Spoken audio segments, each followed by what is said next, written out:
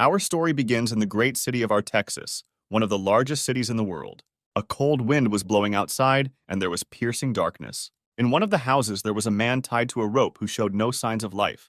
His body was covered with scars, and his hands were tied. Some liquid was dripping from his mouth, his eyes were closed, and cold sweat was streaming down his face. We are transported into the memories of our main character, Jake. The episode begins with gunshots and shouts to kill everyone. There was a massacre. People were dying every second. The smell of gunpowder hung in the air. Screams were heard. Along with the smell of gunpowder, there was a thick smell of blood. Everyone had to die. No one was going to take hostages. The screams of people could be heard many meters away from the massacre itself. The ground was flooded with blood. The massacre was so bloody that the fire even reached civilians, children, women, and no one was going to take hostages. The sky absorbed the color of the earth, became bloody. Mountains of corpses lay on the ground, and the smell spread throughout the body until it made it tremble. Among the entire crowd, one man could barely stand on his feet. This was our main character. The man was next to a woman who was holding a small child in her arms and trying to protect him from death. The baby was exhausted. All his bones were visible. He was sobbing. His mother hugged him tighter and tighter. Jake's gaze was cold, but at the same time pitiful. His tears turned scarlet. Suddenly, the man woke up, panting alarmingly due to lack of oxygen. He opened his mouth and tried to pull higher. Drool flowed over his lips and screams were heard. His entire body tensed, every muscle trying to rise up to survive. Jake raised his legs to loosen the noose around his neck. He pressed his feet to the ceiling and pushed with all his strength. Suddenly, a rope flew out of the ceiling, and our main character fell straight to the ground. Lying on the ground, the main character did not show any signs of life for several seconds. His body was tense, when suddenly he grabbed it and began to spit, trying to inhale as much air as possible. A few minutes later, he lay down, held his breath, and exhaled with some bitterness. He was dissatisfied. There were 2 syringes and 2 pills on the windowsill. The syringes were empty, the needles were wet. Having pulled the rope out of his neck, the main character thought that he was useless because he could not die. Throwing a rope around his neck, the body of the main character appears before us, which speaks for itself that he has experienced a lot. It's a weekday, everyone is going to work, some kind of pain is felt on people's faces, and in the background on huge TVs, there is talk that some creatures have been discovered in some cities of your country.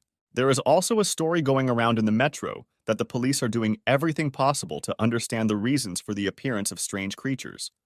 The population of the cities is in panic. The journalists showed what was happening in the cities and also added that the government would soon provide all residents with a shelter where they could hide from the monsters. The city is in turmoil. It would seem that until recently everyone lived a normal life, but everything changed literally overnight. The man, wearing a hood and trying to hide his face, remained thoughtful. Anxious cries of people were heard in the building. When he thoughtfully approached a shelf with some liquids, a cold sweat ran through his body. Someone was watching him. As soon as he drank water to quench his thirst, he heard some very strange sounds. They were rustling sounds. Suddenly, in the distance from the store, cries for help and screams were heard. A crowd of people tried to escape, some screaming for help, while others shouted for everyone to run and get out of the store as quickly as possible. The hooded man, looking at the rushing crowd, thought, but at the same time a smile appeared on his face. When the image of people tripping over each other suddenly appeared in front of him, a crash was heard. People were lying on the ground. Screams were heard when suddenly a monster with a knife jumped at them. Another monster appeared behind this monster. The man managed to get up and began to run away, shouting for someone to save him. The man with a hood on his head remained motionless. From the outside, one might think that he fell into a stupor after what he saw. The monster stood right above the man who was lying on the ground. He cried when he realized that this was his end. He could not even move from fear. 3 monsters were covered in blood. They were goblins. They were making some kind of animal roars. One of them had a knife. The other was holding a severed human hand in his mouth. And the third was enjoying the prey, looking at the lying woman. On the floor. The man was surprised. He didn't understand who they were. It even occurred to him that he had not yet recovered from yesterday's drugs. He couldn't believe what he saw. The goblins ran screaming towards him as soon as they saw him. They were driven by some animal instincts. They just wanted to kill. Suddenly, a creature attacked the main character, jumped up, making some strange sounds, trying to stab our hero with a knife. The man, looking back and seeing a strange creature flying towards him, took a deep breath. When he suddenly hit the goblin flying towards him right in the head, throwing him back several meters. The goblin, flying away in shock, did not understand how an ordinary person could resist him. Having sent the creature, incomprehensible to man, to flee, it fell upon 2 other fleeing monsters, knocking them to the ground. Jumping up from the ground, they looked at the unarmed man, screamed, shouted, and drooled, wanting to eat him. Behind Jake stood two more goblins, who were directly above the lying man, dousing him with their disgusting slime. Jake suddenly remembered that yesterday he did not use drugs, but tried to hang himself. But now he had even more questions about what these creatures were. Suddenly, the goblins standing behind our main character ran towards him, and with them the monsters who had come to their senses in front of him also headed towards the main character. They screamed and shouted, running towards our protagonist, looking like rabid wolves, driven solely by bloodlust. Our hero had experience in combat, so the attack did not bother him. He threw a bottle of water at one of the attackers, hitting him right in the head, and he fell. Suddenly a battle began. The goblins, one after another, moved away from our hero. He demonstrated high hand-to-hand combat skills. When suddenly one of the goblins was next to him, it seemed that Jake was done. But this was not the case. The man dodged. He was wondering what they were trying to do. Grabbing one of the attackers by the hand holding the bat, he punched the monster in the face. The blow was so powerful that even the second goblin behind him flew away. Jake thought it was a dream. At the moment of contact between the two goblins, the protagonist redirected the weight of his body to the side, thus throwing the two goblins straight to the ground. They couldn't stand up. Their injuries were painful. They couldn't even get up from the ground. At this moment, the goblins retreated one after another. Our main character threw them in different directions. His single blow was so powerful that even after one blow, they could no longer get up. When he suddenly grabbed the knife in his hands, his movement seemed so piercing that it could even cut through the air. Standing on the mountain of creatures, he swayed, thinking that he had wanted to die for so long, but he simply could not do it. But now he realized that fate was preparing him for this. Now he did not want to die, gritting his teeth and looking around coldly. Once he was sure that there was no one around him, he began to lower the knife towards the creatures with great speed. But throughout the entire store, sounds piercing flesh could be heard. There was a thick smell of blood. The sounds did not stop for a second. After a while, the sounds stopped. The main character rose from his knees and stood up. Slowly walking out, he could not understand what was happening, and behind him lay a mountain of dead monsters, their blood of an incomprehensible color. Adjusting his hood, he walked thoughtfully, trying to avoid prying eyes, breathing heavily. Approaching the entrance of the store, he saw that everything was destroyed. Because of his past, he realized what kind of house was happening here. He thought that the end of this world had come. Small blows of the bat were heard. The crunch of gloves on the handle was heard for several tens of meters around. Along with creaks and waves, screams were also heard. At first glance, a whole horde of goblins attacked the baseball player. He screamed for them to leave him. He wants to live, continues to swing and try to fight them. Like the others, he could not understand what these monsters were and where they came from, why they were trying to kill him. Fear was visible on his face. His face was covered with cold sweat. He thought that he might be training now, but no. He decided to run away from it. Was this some kind of punishment from his coach? When Blade's memories suddenly appeared before us, shouts were heard in the hall that he felt bad, and therefore he decided to leave training early. While trying to climb over the fence, he hears the coach screaming. Blade throws the bag over the fence and then jumps over it himself. Jumping up, he takes the bag in his hands and begins to run away. Running away, he says that he needs a good rest. He has had hard training lately, so he needs to rest. The young man ran away with a smile. Back in the present, Blade stops the blow with the key. The crash is heard throughout the internet cafe. But the devil's blow was powerful. He could not resist it and flew back. The recoil was so powerful that his whole body trembled. He falls and hits his head right on the shelf, the bat flying out of his hands. Scratching his head, the young man looked at the ground. The blow to the head was strong, so the boy came to his senses only after a few seconds. When he came to his senses, the goblins were already almost close to him. But suddenly an object flew towards one of the goblins. The blow was strong. It sent the goblin flying. Someone threw a frying pan at them. The falling elf fell on another elf running nearby, and they fell. When the main character suddenly appeared, his blows were so fast that it was not possible to really see his movements. But blue blood splashed throughout the store. Having finished off the fleeing monsters, he rushed to the two lying on the ground. The goblin was surprised, and he was also overcome with fear. Seeing the goblin's eyes, the main character wondered if these monsters could feel fear. Maybe they understand us. They died in an instant. Throwing the screwdriver to the ground, he exhaled heavily again. Adjusting his hood, he asked Blade if he was alive, and if so, he told him to follow him. Jason removed his hood and looked at the boy sternly, adding that if the boy wanted to survive, he must follow all his orders. Sweat dripped down Blade's face as he responded in a surprised voice. Well, He couldn't believe he survived, much less that anyone could face a horde of monsters. The main character, looking towards the baseball player, did not understand what Jason was seeing in the distance. When suddenly Jason ran to the side, the boy shouted at him to stop, but he didn't listen. The boy couldn't believe how he could leave him so easily. Grabbing the bat, he thought it was better than empty hands. Having caught up with the man, he asked him why he didn't wait for him. When he suddenly saw a huge monster, Jason's look spoke for itself. This monster was much more dangerous than all the previous ones. They were shocked by what they saw, because this incomprehensible creature seemed much more dangerous than those they had already encountered. Anyone could tell from Blade's eyes that the boy was very scared. Jason just looked at him in surprise. When suddenly a huge monster moved to attack the man, the guy couldn't even move. He was just trying to defend himself. At that moment, our main character was already running to his aid, grabbed his head and tried to save the unarmed guy. The monster noticed a man approaching him, who showed no fear. Jason's gaze was as stern as possible. With just one glance, he showed his advantage in strength. As soon as the monster was in the man's striking range, he hit him several times with the bat. The blows did not stop, wounding the monster one after another. It seemed that the monster was about to fall from the number of blows dealt to it. The blows were so powerful that a roar echoed throughout the entire store. The protagonist was a little surprised that his punches felt like he was punching a mountain. The monster, like a friend, grabbed our hero's bat, thereby preventing him from making another blow. His grip was so strong that he could break an iron bat. Holding a bat in his left hand, the strange creature tried to hit Jason, but he immediately dodged, bending down and jumping off the ground. Jason grabbed the racket, broke off part of it, and made a sharp stake out of the end of the handle. With quick movements barely noticeable to the eye of an ordinary person, the man struck the monster. The goblin screamed with incomprehensible squeals, trying to grab our hero. But before he can grab Jason, our protagonist hits the huge goblin right in the eye with the sharp end of a racket. The creature is confused, screams in pain, covers the wound with its hand, blood flows from the eye.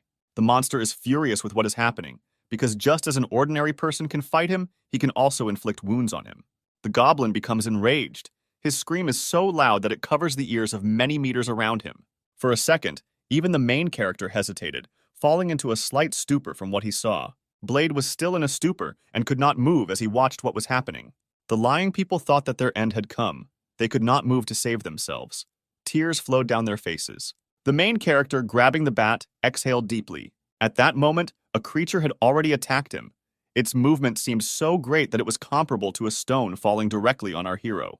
Jason, shouting incomprehensible sounds, raised the bat above his face. Thus, trying to deflect the goblin's blow, the bat squeaked again. The man flew backwards, his back hitting the shelves behind him. Our hero did not stand up, but the monster stood looking at the ground with his hand raised, showing his advantage. Grabbing the handle of the racket, the goblin noticed that the man behind him did not move. It was Blade. The creature, looking at the guy, took part of the racket out of his eye. Sweat ran down the young man's face as he thought about how things could have been different if he had stayed to train instead of running away. The goblin threw the racket aside. Blade began to shake in fear. Everyone around them understood that the only one who could protect them was dead or so wounded that he could not even move. The boy looked so scared that his eyes darkened.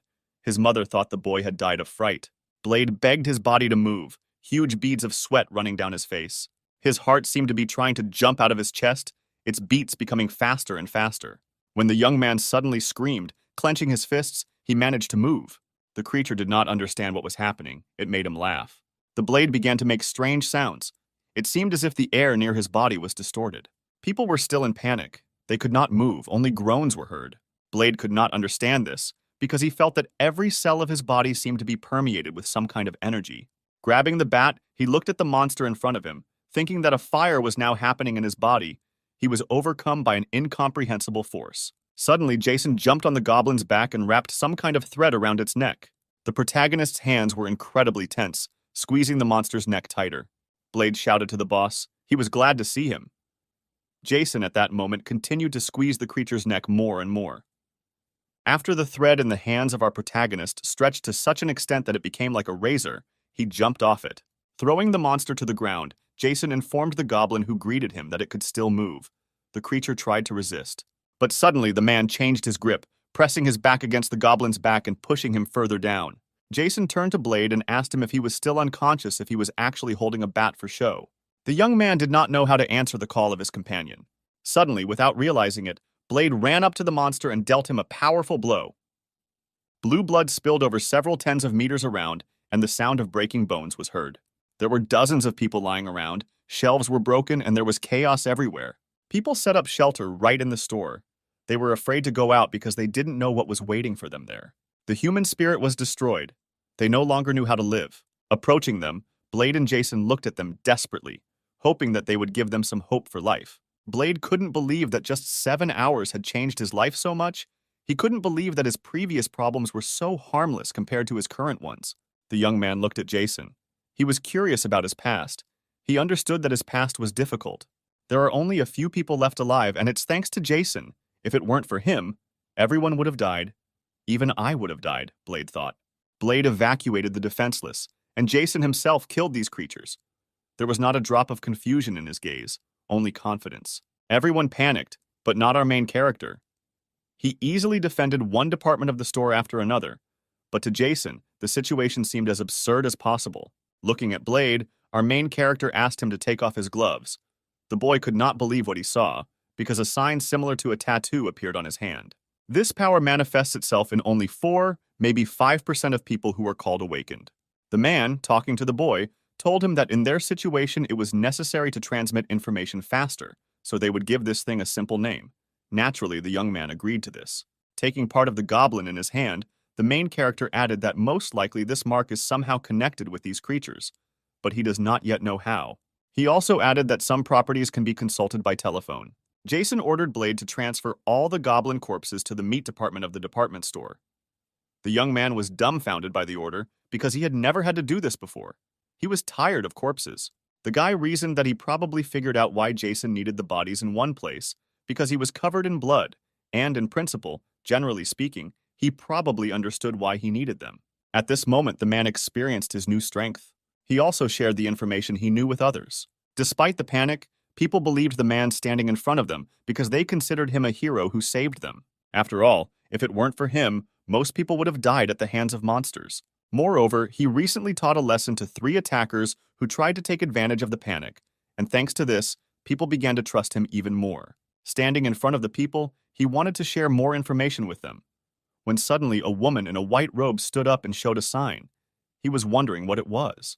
Blade remembered that this woman was trying to resist those people who wanted to take advantage of the situation and cause even more panic. At that moment, Jason put on his hood and began to tell him that in order to survive, you need to think only about yourself. But he was going to talk about all the eels, and also added that there was no point in hiding information because the end of the world was approaching.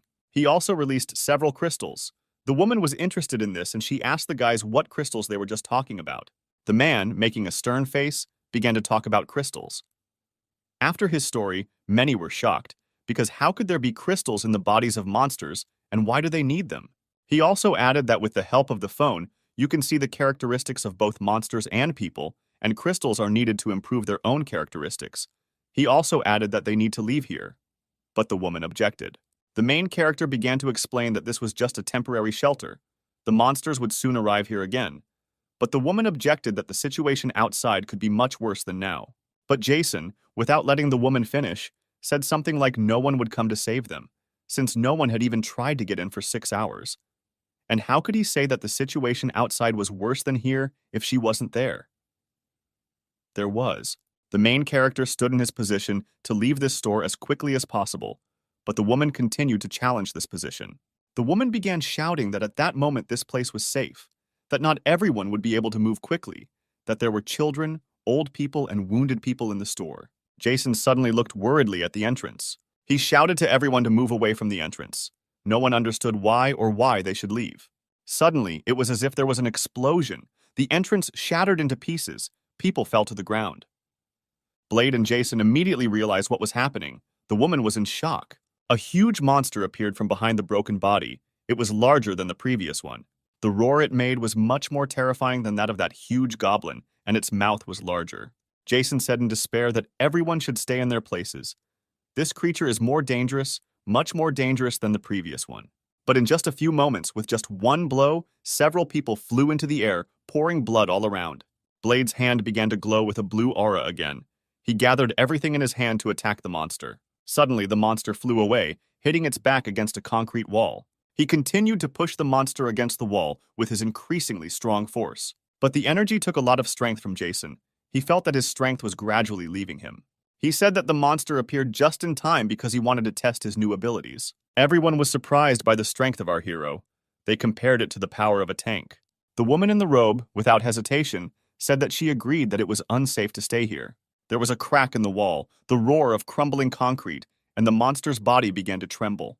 The monster managed to touch the ground with its foot. It tried to push off, gathering all the strength in its legs. Jason's face was covered with sweat because the strength was leaving his body. He thought that he would easily break his neck, since it was very easy for him to bend the iron between his teeth. His comrades realized that this would not last long. Jason shouted to Blade to get everyone out of here. The guy didn't know what to do. While Blade remained in a stupor, the monster began to scream. There was a roar. The monster was able to move, thereby reflecting its compressed aura. The recoil knocked the man back a little, leaving his body weak. An ordinary person would not be able to stand, having lost so much strength, but Jason's body was hardened after numerous battles and training. Suddenly, there was a loud crunch of sneakers across the floor. Blade took the weight in his hand and ran with it towards the huge monster. He screamed. He wanted to kill this creature and protect his comrade. Approaching the huge monster, he hit it, and a roar was heard from the blow. The young man was happy because he hit the target. And suddenly he heard Jason yelling at him to be careful. Blade noticed at that moment that the weight had broken, which surprised him. Turning around after his companion screamed, he saw that this giant was about to attack him. When he tried to block the blow, something in his hand creaked, and on his face you could see the pain that Blade experienced at the moment of the blow. The monster threw the guy several meters away with its colossal blow. The guy even turned around several times, groaning in pain. The survivors were shocked by the power of the giant. They did not know what to do because all hope was broken. Blade lay on the ground, spitting out blood, and his body was in great pain. At that moment, Jason ran up to the monster. He thought that he had miscalculated his capabilities a little, which is why he got tired so quickly. Approaching the monster, he tried to gather his energy in his hand again. But when he suddenly realized something, he was shocked. At that moment, the monster was also approaching our main character. Jason quickly stopped and then jumped slightly to the side. Gathering enough energy in his hand, Jason smiled as if he was enjoying fighting these creatures. Raising his hand into the air, he began to release his aura, his face turning sinister. The monster was a little dumbfounded, making some sounds. It looked at the man. The giant tried to rush at our hero, but he jumped further to the side. There was a roar. Huge clouds of dust rose. Fragments flew in different directions, raising even more dust. At this moment, Jason stood happily on the pipe. He managed to hold on to it with the help of his energy. His face was satisfied. There was a loud crash and the wall collapsed. Jason was a little cautious, and there was a little weakness in his eyes. Jumping up, he watched the actions of a huge creature that had just broken through a huge concrete wall with such ease. When he suddenly grabs a canister of fuel, at the moment of the battle, he could already look around and form a plan in his head. Opening the canister a little, he threw it straight at the monster, took out a lighter and lit it with a slight smile on his face. With his strong movement, he pointed the lighter directly towards the giant. An explosion occurred that directly hit the giant. The creature groaned in pain. Everyone was again stunned by what they saw, since they had already lost hope, when suddenly victory occurred. Jason immediately ran towards Blade, who was lying on the ground. She asked him if he was okay, to which he simply groaned and shook. The man asked the boy if he could move, to which the young man replied that he was in pain. Jason began to replay the situation in his head, because at first he did not understand how Blade recovered so quickly from such a strong blow.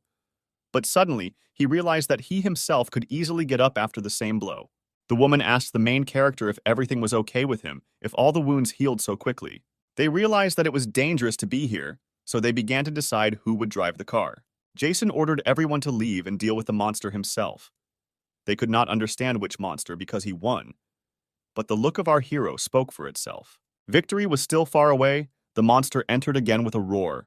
There were no significant wounds on its body. Screaming again, Jason told them to leave the department store as quickly as possible. People were scared again. Could the monster stay alive even after such a powerful explosion? They didn't understand this. The creature was right in front of them, smiling and still making a terrible roar. They all began to run away, leaving their hero with sadness on their faces. The sounds of people running echoed throughout the store as everyone tried to get out as quickly as possible. The only thing that was heard was requests not to push anyone and to run as quickly as possible. Blade and Ella ran forward. The young man had already recovered from the monster's attack. His wounds had healed. Suddenly, out of nowhere, the goblins burst in again, emitting Blade's now familiar squeals. But the guy did not lose heart and was not afraid, instantly attacking these vile creatures. Approaching the entrance, people began to rush in, breaking down the doors of the store. At this time, a battle was already underway between the giant and Jason. The main character dodged the creature's blows one after another. The monster's blows seemed much more powerful than before, but the man was not inferior to him, dodging all attempts to harm him. There was a roar from all sides when suddenly Jason was able to wound the monster. But all of our hero's weapons broke from just one touch. The man, looking at the giant, shouted at him to come closer and attack. The monster ran towards the hero. The people who came out were shocked by what was happening. No one could understand what happened and where they were, because it seemed that they were in a completely different city. They saw the house, what was happening around. The city was shrouded in darkness. There were roars and explosions throughout the city. Not a single lamp was lit. She looked around. Blade asked her what she was looking for, but she remained silent. When he suddenly ran up to the bus, the young man realized that he was looking for a vehicle for everyone. When suddenly a roar was heard out of nowhere, they saw a flying monster. The monster fell down and Jason fell on top of it, holding an almost broken knife in his hands. Grabbing the monster by the forearm, the main character tried to attack. An eerie sound was heard. It was the sound of a huge stone falling to the ground. The wreckage of the car scattered many meters around. Blade shouted to his boss in alarm. She looked frightened in the direction of his fall. Literally at the same time, Jason flew away. Jason uttered words of surprise and tried to stand up, blood flowing from his mouth. But the monster looked as if it had no injuries. It instantly rose to its feet, its skin as strong as steel. The main character shouted for them not to stay there, but to run away. Blade and Ella were shocked, their mouths hanging open. The man grabbed the pole, showing signs of laughter. Lifting the pillar from the ground, he raised it, waving it above him and signaling the monster to attack. Shouting to the monster to show him what he was made of, he ran towards it. The monster, roaring, also headed towards our hero. At that moment, a young man and woman ran up to the bus. Blade eagerly asked her if she knew how to drive a bus, to which she replied no. But with a smile on her face, she added that it was not much different from a car. The key was right on the dashboard. She grabbed it. They were a little surprised how lucky they were that the key was on the bus. At this time, a life and death battle raged between Jason and the giant. They dealt terrible blows to each other, dodged each other, and there was a battle of attrition between them. Second after second, a deafening roar was heard from their blows. No one could believe that this man was so strong because he fought such a big monster on equal terms. The monster roared, but the roar already seemed tired. Jason was glad the monster was still alive because the battle wasn't over yet. Pulling back the bat, they were about to engage in hand-to-hand combat. Suddenly, the sound of wheels approaching our hero was heard. The hero looked around, quickly looking to the side in surprise. Sweat did not stop flowing down his face. The monster looked at Jason, who continued to make an ominous roar. At this moment, Ella was driving the bus, screaming and pressing the gas pedal, directing the bus towards the monster. At the last moment, the monster turned around and saw a huge bus approaching him. Jason jumped to the side, and the giant turned towards the bus. Still roaring, he raised his hands and wanted to stop the bus. The main character slid along the ground, watching the collision. There was a noise. The bus crashed like a tank. The creature tried to stop the bus. The front of the bus was crushed, and the monster slid on the ground. As the creature tried to stop him, the sound of pieces of the bus breaking was heard. Blade shouted that Ella was pressing the gas pedal harder, to which she replied that she had already pressed the gas pedal all the way. When the giant suddenly felt that energy was gathering somewhere, he instantly turned to Jason. But it was too late. Jason had gathered enough energy in his hand. The main character stated that he understands that being hit by a bus will not kill him, but while he is busy stopping it, it can break his neck. When the monster's grip suddenly began to loosen, the blow hit the entire part of the monster. A deafening noise was heard, and the bus stopped on its front wheels. The guy screamed, squeezing the woman's neck. She screamed at Blade to loosen his grip because he might choke her. Jason, shouting to the giant to say hello to the devil, began to squeeze his neck. There was a crunch and a squeal from the monster. His neck was broken. The impact of the bus threw the monster against the wall, and a column of dust rose. People couldn't believe that they could actually kill him. The bus stopped, the wall broke, the roar of the engine died down. Everyone was delighted with what they saw. Jason continued to release energy, directing it towards the monster, releasing more and more. Sighing with relief, he stopped releasing energy, his eyes tired. Lowering his hand, the energy in his hand began to dissipate. The main character could not believe that for the first time in such a long time, he breathed a sigh of relief. He could not believe that he tried to commit suicide several times. But in this situation, having avoided death, he sighed a sigh of relief. He was happy. Looking at the ground, he thought that he was useless. His laughter was incomprehensible. When his gaze suddenly turned cold, he added that it wouldn't help. At that moment, Ella was lying on the bus, and Jason was on top of her. He asked the woman if this was normal. She looked worried. She told him that he was an idiot. He almost killed her twice. But the boy didn't listen to her. He was glad that she was safe. She was interested in what would happen to the monster if they won, but Blade was not interested. He was glad that she was safe and helped her up. The young man also helped her get off the bus, telling her everything if she was okay. When they got off the bus, they saw Jason standing over the monster's corpse, holding an axe in his hands. They screamed in surprise, not understanding what our hero was trying to do. Looking at him excitedly, they could not utter a word. They simply looked at his actions. Jason dealt blow after blow to the monster's body, cutting it into pieces, while blood flowed in different directions. Jason pulled the crystal out of his body and ate it. They couldn't say a word, they just watched as their comrades swallowed the stone. It seemed to her that after working as an intern for several years, she had seen a lot of things, and the smell of corpses was similar to Jason's. Adding that the man in front of her is a real evil demon, standing on the mountain of the dead and drowning in seas of blood. After some time, when everyone had moved away from the battle, they began to prepare to leave. Pack bags with everything you need to survive. Those around him followed his example and also began to collect the most necessary things. Jason pulled his hood over his head, threw his backpack on his back, and looked around. Everyone was ready to hit the road. They went to the town hall. Fortunately for them, there were no monsters nearby. Everyone breathed a sigh of relief, but the main character invited everyone to move forward. But this time, only those who woke up will be able to move forward with him. Everyone was surprised by Jason's words, because they understood that they could not survive without the awakened ones, and they cursed them. The trio left, leaving people in the town hall. Blade and Ella realized that the town hall had enough medicine, food, and weapons. They strengthened the gates with machines.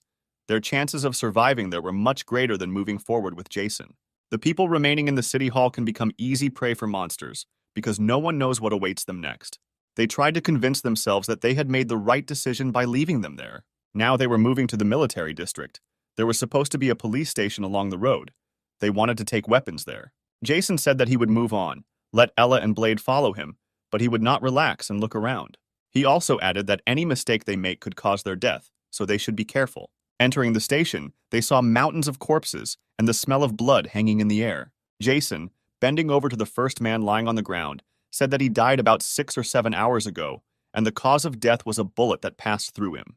Our hero also ordered Blade to remove the corpses and block the doors as much as possible. She looked at the corpses of people. Jason looked around. The woman noticed one of the bags. It seemed somehow significant to her. Taking a cup from her bag, she showed it to her companions. Opening his phone, he pointed to the cup that gave him information about her. Jason read that this was the cup of God's healing. Blade was happy because it was something very important. The main character, looking at the young man, made it clear with just one glance that there was no need to shout. Holding the bowl, he began to absorb Ella's energy. The bowl began to fill with water. There was a splash and a sound was heard from inside. At first, no one understood how the cup was filled, other than filling it itself. It was also illuminated by a bright aura. They decided to check it out and started pouring water on Jason's wounds, when suddenly steam began to come out and the wounds began to heal. Blade shouted that his sister was now his healer. That was wonderful, Jason smiled. The man also added that the risks of using them are still high, since they consume a lot of energy, but are very useful. The man found several pistols and began to explain how to use them. The girl and boy were delighted with the find. They, of course, did not know whether they would be able to use it, but now they have a means of protection. As cold sweat suddenly started running down Jason's face, his teammates asked him what happened and why he was so tense. Suddenly, Jason's look changed. He became even more scared. The young man's gaze became even more frightened, and a trembling ran through his body. She and Blade fell to the ground, shaking, the strength seeming to leave their bodies. Jason ran to the door. When he opened the door, he felt some kind of horror. His face was covered in cold sweat again, but his expression did not change. He looked at the sky and saw something terrible there. Something was flying directly above him in the night sky. There was a loud scream of powerful blows that seemed to cut the air. It was a huge monster. It was much larger than the others. Its aura was stunning. Jason's body trembled slightly, because this was another fight with a powerful creature. His whole body tensed and his gaze became stern. It seemed that the main character was scared. But no, he was delighted with what he saw. He didn't understand where such strength came from, because he just flew past them. But his body was shaking. He felt danger. But at that moment he heard some sounds. Turning to his companions, he realized that not only his body was experiencing fear, The girl and boy lay on the ground, their bodies exhausted. She seemed to be in worse condition than Blade, so our protagonist ran to her first and began performing CPR. In addition to artificial respiration, he massaged her heart and squeezed her chest, but nothing helped. Listening to the heartbeat, he heard a slight beating, but there was no breathing. Then he remembered the healing cup. Grabbing it, he gave the liquid contained in the cup to his comrades to drink. They began to come to their senses, both coughing. The girl and boy could not understand why they suddenly began to drown. Jason said they were changing plans so they would rest here for a bit and then move on. It was still dark outside. A cold breeze was blowing, as if passing through the body. Time passed. Jason's companions were resting, but the man could not close his eyes for a second. He was immersed in his thoughts. The sun appeared. Darkness began to disappear on the streets of the city. Some time passed and the sounds of fighting were heard. Blade knocked down the goblins one by one, hitting them with his bat, the goblins flying in bunches. The boy was happy, because since the last battle he had become much stronger and learned to use his new strength. After dealing with everyone, he turned to Jason and asked what they would do next. Cutting down goblins for crystals, the man told his comrades to use their power correctly, for no one had yet mastered it perfectly, and any mistake could be paid. Throwing away the crystals, he added that if there were a more powerful being here, such weak goblins would not dare to be here. While eating the crystals, Ella said that's what they taste like. Jason added that they're getting out of here. It seemed to the girl that they had been wandering here for half an hour already, but it seemed that they were not avoiding monsters, but rather looking for them. At this moment, the man thought that such weak monsters need to be hunted. At this rate, they will slowly but surely accumulate strength. At that moment, shots were heard nearby. The military created huge barricades and opened fire on the monsters. The crowd of soldiers fired machine guns, and the deafening sound of numerous shots was heard. The goblins fell one after another from the bullets. There were a large number of them. They were countless. One after another they tried to break through the barricade. But they couldn't get through it. Along with the sounds of gunfire, the painful screams of monsters were also heard. The soldier was reloading the machine gun. He was the commander of the defense. He shouted to his comrades to hold the line of defense and not let anyone through. Suddenly a rumble was heard. A loud roar was heard. The small monsters turned around and a huge goblin appeared behind them. The soldiers were shocked by the size of the monster. When their commander suddenly shouted at them not to stop firing, shots were heard again. He also added that they took out grenades, and the bullets, one after another, pierced the body of the fat monster. Having taken out grenades and pulled out the pin, the soldiers, one after another, began to throw a huge thing in that direction. Explosions were heard one after another. The little goblins died one after another. One of the soldiers hit the monster directly in the head with a grenade, and an explosion occurred. A fire broke out on the creature's body. The heat seemed to burn the monster's body, but the flames began to subside, and its wounds instantly healed. The fat man breaks through the defenses, breaks the battle formation, and the military begins to retreat. Following the fat man, small monsters began to attack people, and people's screams were heard. The smell of blood rose into the air and red filled the ground. The commander shouted at them to move to the next line of defense. But the monster did not stop attacking people, killing soldiers one by one, when suddenly it found itself right next to its commander. But he managed to dodge the powerful blow, and the roar of breaking ground was heard. The monsters did not stop attacking. It seemed there would be no end to them. But the girl commander fought with the creatures that attacked her. Turning around and looking closer, the girl saw a large man approaching her. His body hesitated for a second. The trembling passed, and he realized that he had not had time to dodge. The monster's hand was trapped right in front of the soldier's face. She didn't understand what happened. Jason was nearby, who stopped the monster's blow. The military brigade did not understand what was happening, how to stop the advance of the monster. There was a crash behind Jason. He told the girl that he would leave if he wanted to live. At this moment, Blade had already attacked the monster, hitting it in the neck with a bat. He struck the monster in the face one blow after another, and terrible sounds were heard. Blade yelled at him to pay him for the numerous deaths. While shouting this, he continued to deal terrible blows to the monster. The girl lying on the ground could not believe her eyes, because the firepower of machine guns could not inflict wounds similar to those that he inflicts with an ordinary bat. Blade stopped attacking the monster. At that moment, Jason shouted that they were leaving. The young man grabbed the girl by the hand and began to run away. While running away, the girl asked the boy what he was doing, to which he replied that the boss would finish him off. Taking the canister and opening it slightly, he waved it. He threw the canister, followed by the lighter, right at this fat man. Continuing to hold him in place with her incredible strength, a fire broke out. The flames began to spread, followed by an explosion. Moments later, the creature's entire body burst into flames. Running back to Ella, the woman explained to the soldier that clay hardens when it meets fire. but the soldier did not understand what she meant. Jason's hand began to harden. This was his strengthening. The flames began to subside, and the monster showed signs of healing. The fat man chuckled but did not move. At this moment, Jason was already approaching him, waving his reinforced arm. There was a blow. It seemed so powerful that it could be compared to the onslaught of a tank. The creature's body began to fall apart into small pieces. Not only the military were surprised, but also Ella and Blade, because they saw Jason's new power. Elsa was surprised. She wondered more and more whether there was a person standing in front of her. Jason's arm was returning to normal and he was calm.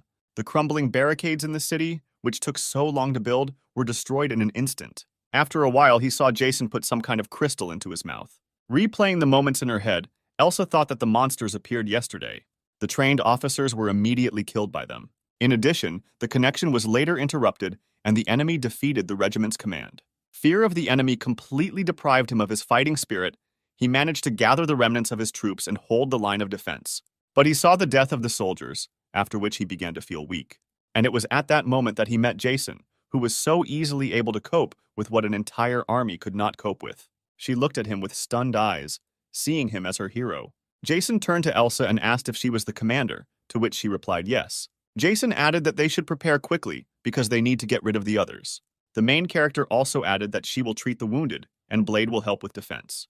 The lieutenant and the rest of the remaining soldiers had to cover them, but she shouted for our hero not to lead his horses or give orders because they did not know who he was. Without letting the girl finish, he added that there was most likely a commander inside, because the goblin attack was quite organized, and if everyone had not been killed now, the attacks would have been repeated.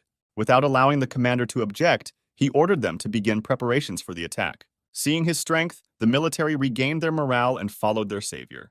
They rushed to the attack. Everyone followed them without any alarm. The woman couldn't even resist him because the orders were clear and her goals were clear.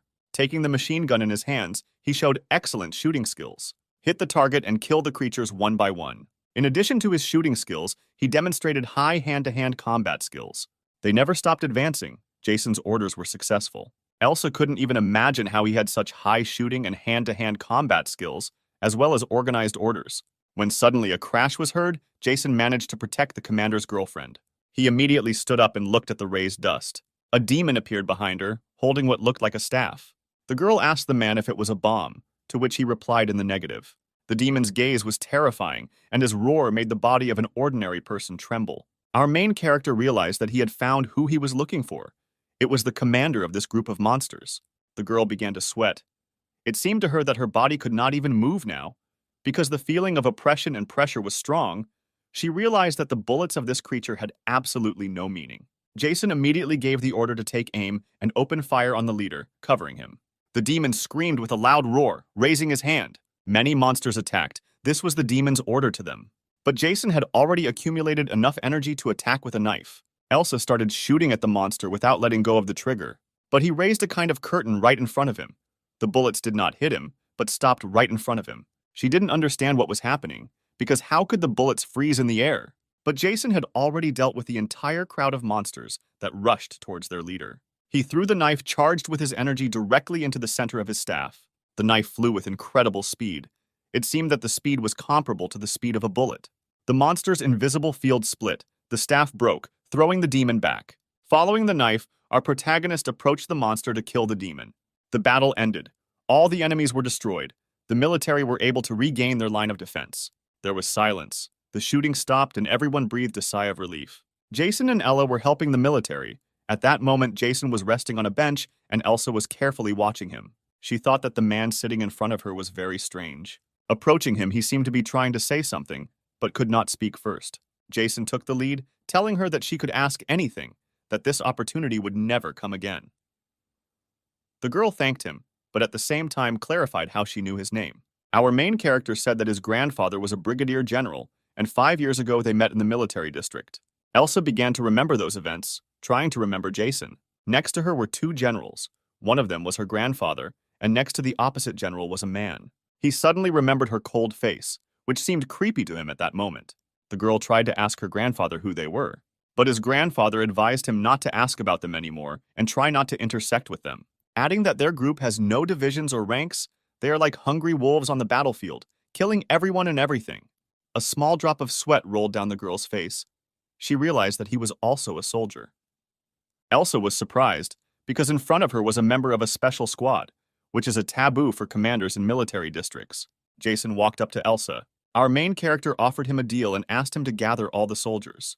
There was noise and running around in the building when suddenly they stopped. All the surviving soldiers of this barricade stood in front of Jason and his comrades. The man will suggest to them that anyone can join him and move on, or stay and defend the camp.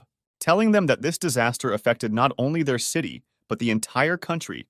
Both places are not in the best conditions, and some are even much worse. All the soldiers were in their own thoughts, afraid to admit that they would have to fight these creatures again. Some began to lose faith in life. Jason, taking the bottle in his hand, made it fly with his strength, and then squeezed it, demonstrating his superiority. The girl reasoned that she was able to adapt to this new world. She had met creatures much more dangerous than the ones they had seen.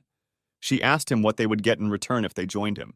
Jason responded with a creepy look and informed everyone that thanks to him, their chances of survival would increase to the next level, and that the information he possessed would also be available to them.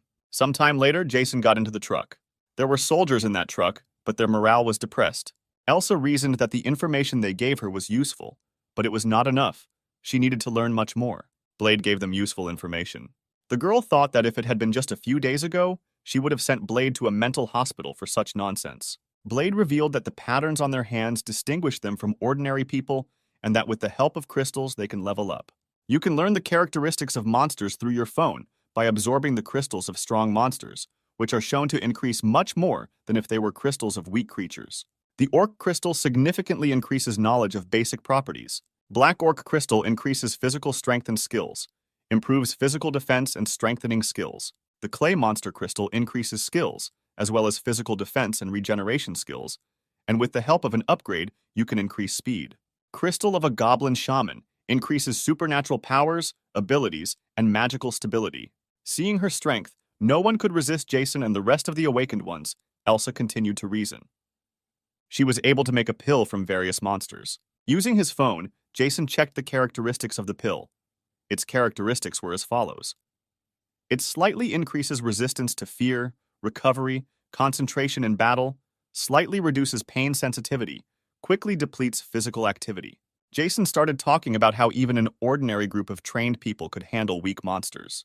But if there are superior monsters among them, then it will be difficult.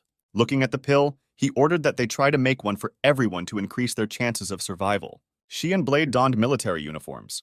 Blade asked Jason for permission to come up with a name for his team. Jason allowed him to take control with a smile on his face. Blade, gathering his courage, shouted that the name might be a bright path of morality hidden in the shadows, when suddenly someone from the shadows suggested simply M.O. M.O. translates as a mythical animal. He talked about himself. His name is Scott, but he is not awake, but really wants to help Jason. He also suggested that it would be worth going to the museum where the bows are kept. Jason saw him as an unusual person and asked who he used to be, to which he replied that he was an expert in smuggling, creating counterfeits and selling them. When Jason suddenly shouted an order that they would leave in half an hour, everyone should be wary. Scott compared Jason's cold, intimidating gaze to monsters, although his gaze scared him even more. Blade praised his commander and said that in just a few minutes he came up with such a perfect plan, and also found a truck that could not be afraid of small monsters. The guy did not close his mouth, trying to scatter and distract the rest of the soldiers. Blade, looking out the window, quietly said that he was interested in knowing whether anyone was worried about him or not. He remembered how cold Jake was to everyone, but thanks to absorbing the crystals, he felt much better together with our main character. Looking at Ella and Elsa, the boy added that he was afraid of becoming one of these monsters. Scott looked into the distance and felt uncomfortable. When suddenly there was an explosion, the soldiers panicked, asked what was happening, and looked out the windows. Everyone realized that fire could not start on its own, so they took out their weapons and began to take aim. Scott reasoned that buildings were full of people, so fires and secondary disasters were now quite normal. There was another explosion. Jason climbed out of the truck and slowly began to move towards the explosion. Stopping, he looked in the direction of the explosion, trying to see the cause. In an incomprehensible voice, he ordered everyone to take pills and prepare for battle. No one understood why their commander's voice changed so much. After ordering the others to wait for orders while Ella was present, he stepped forward, adding that Scott would come to fight him. The expert was shocked by this. The young man was shocked that he was sent into battle, but he did not yet understand what awaited him. In front of him were a large number of skeletons that looked like wolves. Jason told the guy to hold out for 3 minutes, fighting with those in the car. When he was asked why he would fight alone, there was suddenly a loud noise. A supreme monster appeared before them. Everyone trembled when they saw what they saw because he was bigger than the others, and his bloodlust could be felt even inside the truck. Suddenly, the monster howled, drawing out its claws. His howl created a strong wind that seemed about to knock Scott off his feet. The monster looked at the truck, growling. When shots suddenly rang out, Jason said he would take care of him. Many small creatures ran towards the military, emitting squeals. Jason fought side by side with Blade, throwing small creatures one after another, trying to get closer to their leader. When suddenly our main character grabbed a machine gun and started shooting. The supreme monster dodged the bullets. Jason was a little surprised by the monster's speed. Approaching the monster, he shot directly in the shoulder. The monster howled. While the creature remained in a stupor, the man struck it with his elbow. The leader tried to attack our hero, but he dodged. He compared it to previous monsters, although he added that he was probably stronger than them. They attacked each other, dodging the enemy's blows. Trying to attack the monster with a bayonet, Jason swung it, after which the monster tried to pierce him with its claws. The man, blocking the blow, began to attack the monster. Jason's scream was heard. Blue blood stole the protagonist's hand. There was silence. The sounds of gunfire and screams ceased, and a large number of corpses of monsters lay on the ground. The soldiers' faces seemed tired because the battle was difficult. Scott couldn't say a word. He was just thinking about how cool he was now. His commander stood right in front of him, holding the leader's head in his hands. Jason's features enlarged. Having decided who would stay and who would move to the museum, they headed towards the building. Scott and Ella went with the man. As they walked through the museum, they listened to every creak because they didn't know if there were any creatures in the building. Having found the bow and arrows, we checked through the phones. The name of the arrow was lost. Jason reasoned that weapons were most likely like people, that not everyone had abilities. But Scott tried to please his commander by telling him that he had something else that had special qualities. A friend told him that there was another treasure in the museum. While touring the museum, they heard Scott talk about how difficult his life had been. Suddenly she smiled, and from her smile everyone realized that they had found that same treasure. Looking at this, they could not look away for a second. It was a golden bowl. Its level was 3rd, and its value was special. With the help of this bowl, one could see the danger. They couldn't believe that some bush could predict the future. Suddenly, Elsa orders everyone to reload their weapons and move towards the truck. The entire crowd of soldiers ran towards the truck. Blade and Jason were already waiting outside the truck. Hearing the sounds of racing, the young man prepared for battle. The man next to him laughed and assured him that they were not monsters. A crowd of people approached them, darkness on their faces. Nobody understood what was happening, where so many people came from. Seeing the soldiers, people began to cry with joy because they felt saved. As we approached, we heard shouts of joy. Blade recognized one of the girls. He couldn't believe his eyes. Suddenly, Jason ordered to go to the museum because it was dangerous outside. No one could believe that such a large crowd of people could get there. People said that in the capital, some kind of flying monster was destroying the city. Fighter jets were blowing up bridges with missiles. Hearing this, Jason began to think that some other military base was still in operation. And judging by the distance, he guessed that it was the Air Force. But he still couldn't believe that the monster he had just fought had come from the capital. Having given the order that today they would relax in museums. But Jason did not intend to take any of the people with him. Elsa shouted that ordinary civilians should not be abandoned. Blade also screamed in disgust, trying to convince people that the Major was joking. People were panicking. They just felt safe, but the military wanted to abandon them. They started shouting that they were obliged to protect them, to which Jason clearly answered that this is not the military, but an organization of monster hunters. Their task is to kill monsters, not to save people. None of their subordinates are obliged to give their lives for them, adding that if anyone tries to stop them from moving forward, they will face death. All the military remembered the exploits of their elder, so no one wanted to confront him. After all, in addition to fighting monsters, he also taught them many things, for example, how to charge a phone from car batteries. The soldiers were calm because the commander's orders were always correct. The military understood that people would be in greater danger with them than if they had stayed here. Blade, Ella, and Elsa began to persuade their commander to take people with them. After thinking for a while, Jason said he would give them a chance. Sending an army to retrieve the monsters' corpses, Jason showed how to cut them up. Everyone except the children knocked out the monsters. 22 civilians passed the test. Suddenly, Scott came running with a full golden cup. The cup filled itself. Jason immediately realized what was happening. Taking the cup from Scott, the older man began to drink its contents. Suddenly, the man's body became heavy and he began to sweat. A second later, he fell to the ground, showing no signs of life. Everyone was frightened by what was happening. Everyone was screaming. The eldest was lying on the ground motionless. He found himself in a place unknown to him. Everything was on fire. I didn't understand why the body was moving on its own. After some time, he helped Blade leave, who asked him to leave. There were scars on the young man's face. The man did not understand why he asked him to leave. Pushing him towards the car, he ordered him to leave as quickly as possible. Blade shouted that Jason didn't need to sacrifice himself to save him. There was a crash and a column of dust rose up. Ordering Blade to leave, Jason grabbed his sword. Trying to persuade his commander to stay, the young man cried, but the man shouted that he would only get in the way. After starting the engine, Blade began to drive away, and our main character stood in a stupor, not understanding what kind of monster was in front of him. As he began channeling his power into his sword, he prepared for what could be his final battle. Suddenly, a huge monster appeared in front of him. Its size was impressive. Jason remembered that the creature flew over the border that night. Starting to scream, he ran towards the monster. When he suddenly opened his eyes, Scott, Ella, Lazy, and Blade appeared in front of him. Everyone began to ask him about his condition, but he remained silent. Standing up, he grabbed his head. His head seemed to be torn into pieces. She said the cause of his fainting was unknown, but his condition was absolutely good. When Jason suddenly said that he saw his death in a dream, everyone was shocked.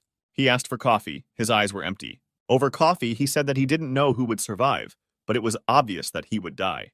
He said that the great commander-in-chief, the commander of the 10th Motorized Rifle Regiment, is nearby. There is no front there, and they have enough firepower. He believes that they still exist. She assumed that some organization wanted to get rid of them. Scott added that it is necessary to collect the exposed pieces because they must not fall into the hands of enemies. Blade tried to console his commander by telling him that they now knew the future and could avoid death. Jason looked at the ground and thought about how to change the future.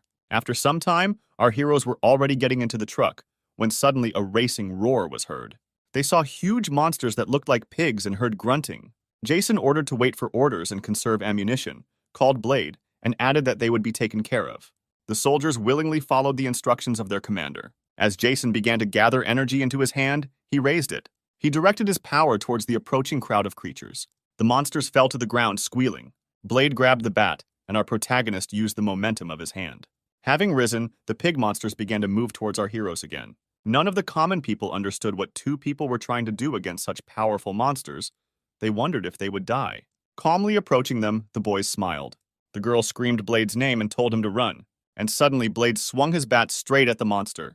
At this time, Jason had already killed several creatures. Everyone was surprised that ordinary people fought and defeated monsters. Blow after blow, Blade killed the creatures. Jason, killing, moved through the crowd, scattering it in different directions. After some time, a large crowd of monsters gathered around them. Jason breathed a sigh of relief and said it was easy. Even the military was shocked by the power of Blade and Jason. They believed that they were much more dangerous than these monsters, and they were lucky to have them on their side. When they got out of the truck, they approached some pigs the size of bulls and did not understand how they could be moved. Jason ordered them to return to camp to get weapons and clothing and to repair the car. Everyone was busy working and shouts of joy could be heard. I felt the cold outside. The wind was blowing, when suddenly I heard the sounds of an engine. Everyone was on alert, pointed to the car, and the commander got out of it. With him was a girl in military uniform. Blade said it was a nurse. They found her in the city while on patrol. They saw a severed head, but the cut was made by something sharp and clean. They also discovered another organization called Miami. Its leader's name is Maya. No one could believe that they were sacrificing people to monsters in order to survive. Everyone began to discuss this story, when suddenly Jason interrupted them. He said that he wanted to go with them, but they interrupted him, saying that he would not go alone, that they would go with him. Jason added that they were afraid that they would just have to kill their leader and be done with it. He also said that they shouldn't fight the entire group and that he doesn't know their strength either. After some time of silence, he said that he was good at killing secretly. No one understood the words of his commander. Before the elder left, Ella asked him to return alive. It was snowing and it was starting to feel like winter outside. A crowd of people had gathered inside the building, discussing the arrival of cold weather. As they sat, they discussed that Squad B had gone to deal with the creature that was trying to escape. From their conversations, it was clear that their scout had not returned. Jason stood with his mask and hood up and looked at the building. There was a large crowd of people behind him. He had to cope in an hour. There was a knock on the door. Members of Mamie's group thought it was a scout troop. Suddenly, a truck burst through the door, scattering a crowd of people in different directions. Screams began to be heard that a stranger had attacked them. The truck did not stop, but continued to accelerate. Suddenly, the door opened and a masked man jumped out. No one could understand where such a madman had come from. The truck crashed into the wall and a roar was heard. When they approached the truck, they saw that no one was inside. They ran to look for whoever was driving the truck. Suddenly, a masked man appeared, put a knife to his throat, and asked him to drop the weapon. It was our main character, Jason. He was trying to understand what kind of yellow-eyed demon he was to them. He also said that only the leader managed to survive the meeting with him, after which they regularly sacrifice people. The man from the Miami gang tried to appease Jason with the idea that he could spend the whole night with any girl and that they would also help him deal with him. Jason cut his own throat and said something to the effect that he didn't want a man who would betray his commander. The corpse of this man was lying on the ground covered in blood. Most likely he was not lying, our hero thought. He put on his mask and began to move forward. A crowd of people lay on the ground, covered in blood. There were sounds of growls, pitiful moans, sounds of screams, and the remaining members attacked Jason. A battle began between them, and our main character was attacked by a large crowd of people. While fighting one of them, someone attacked Jason from behind. With a quick movement of his hands, Jason cut his attacker's throat. Another man attacked him from behind, but our protagonist, with a quick movement of his hands, stabbed him with a knife. He killed the attackers one by one, demonstrating his superiority in the use of bladed weapons. The attackers fell before him one after another, shedding rivers of blood. He left behind mountains of corpses, all of them dead. Having walked a little further, he was surprised by the silence that alarmed our hero. He felt danger but could not understand where it came from. When he suddenly felt the heat, he quickly looked around and saw something incomprehensible. 2 fireballs flew towards him at great speed. Having managed to avoid this, a strong explosion was heard, and the fire engulfed a large area. He grabbed the holstered pistol hanging from his belt and removed the safety. Immediately aiming in the direction from which the bullets flew, he opened fire. He shot at a man in iron armor. The bullets seemed to bounce off him. Jason was surprised that after firing a full magazine, the man in front of him was still standing, with only small drops of blood running down him. Having reloaded the pistol, the main character continued shooting at the man in armor, but he jumped back and hid behind the wall, after which he drank some liquid and breathed out flames directly towards our hero. Jason was thrown back, but was able to regroup and get to his feet, continuing to fire at his attacker. The masked man was still hiding behind the wall of bullets, trying to catch his breath. While reloading his gun, Jason started screaming, trying to say something to our main character. Our main character listened and heard him ask if he was a primitive hunter. He also said that he thought that he was the only survivor in this city. But this is not the case, and he will have fun not only with monsters, but also with elite warriors. He told her about the powerful monsters he fought. The main character heard this story, wondering who he would now have to fight and where he got so much power from. Jason wondered why he needed a monster and where he got this armor. Only a black monster with such a powerful skin came to mind.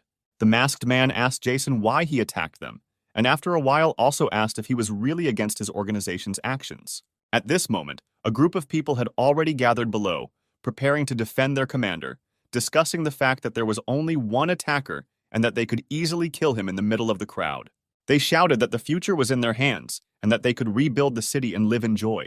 They shouted that they would create a hunting organization and rushed into battle with great enthusiasm. The masked man was glad that help came so quickly. Jason was not embarrassed by their number, because the more opponents, the more panic can be created, and our main character is used to fighting several opponents instead of one. The crowd shouted that they would now surround our main character and kill him. It would be easy for them, they thought. Having run behind the pillar, they saw no one, began to panic and shout that he was not there.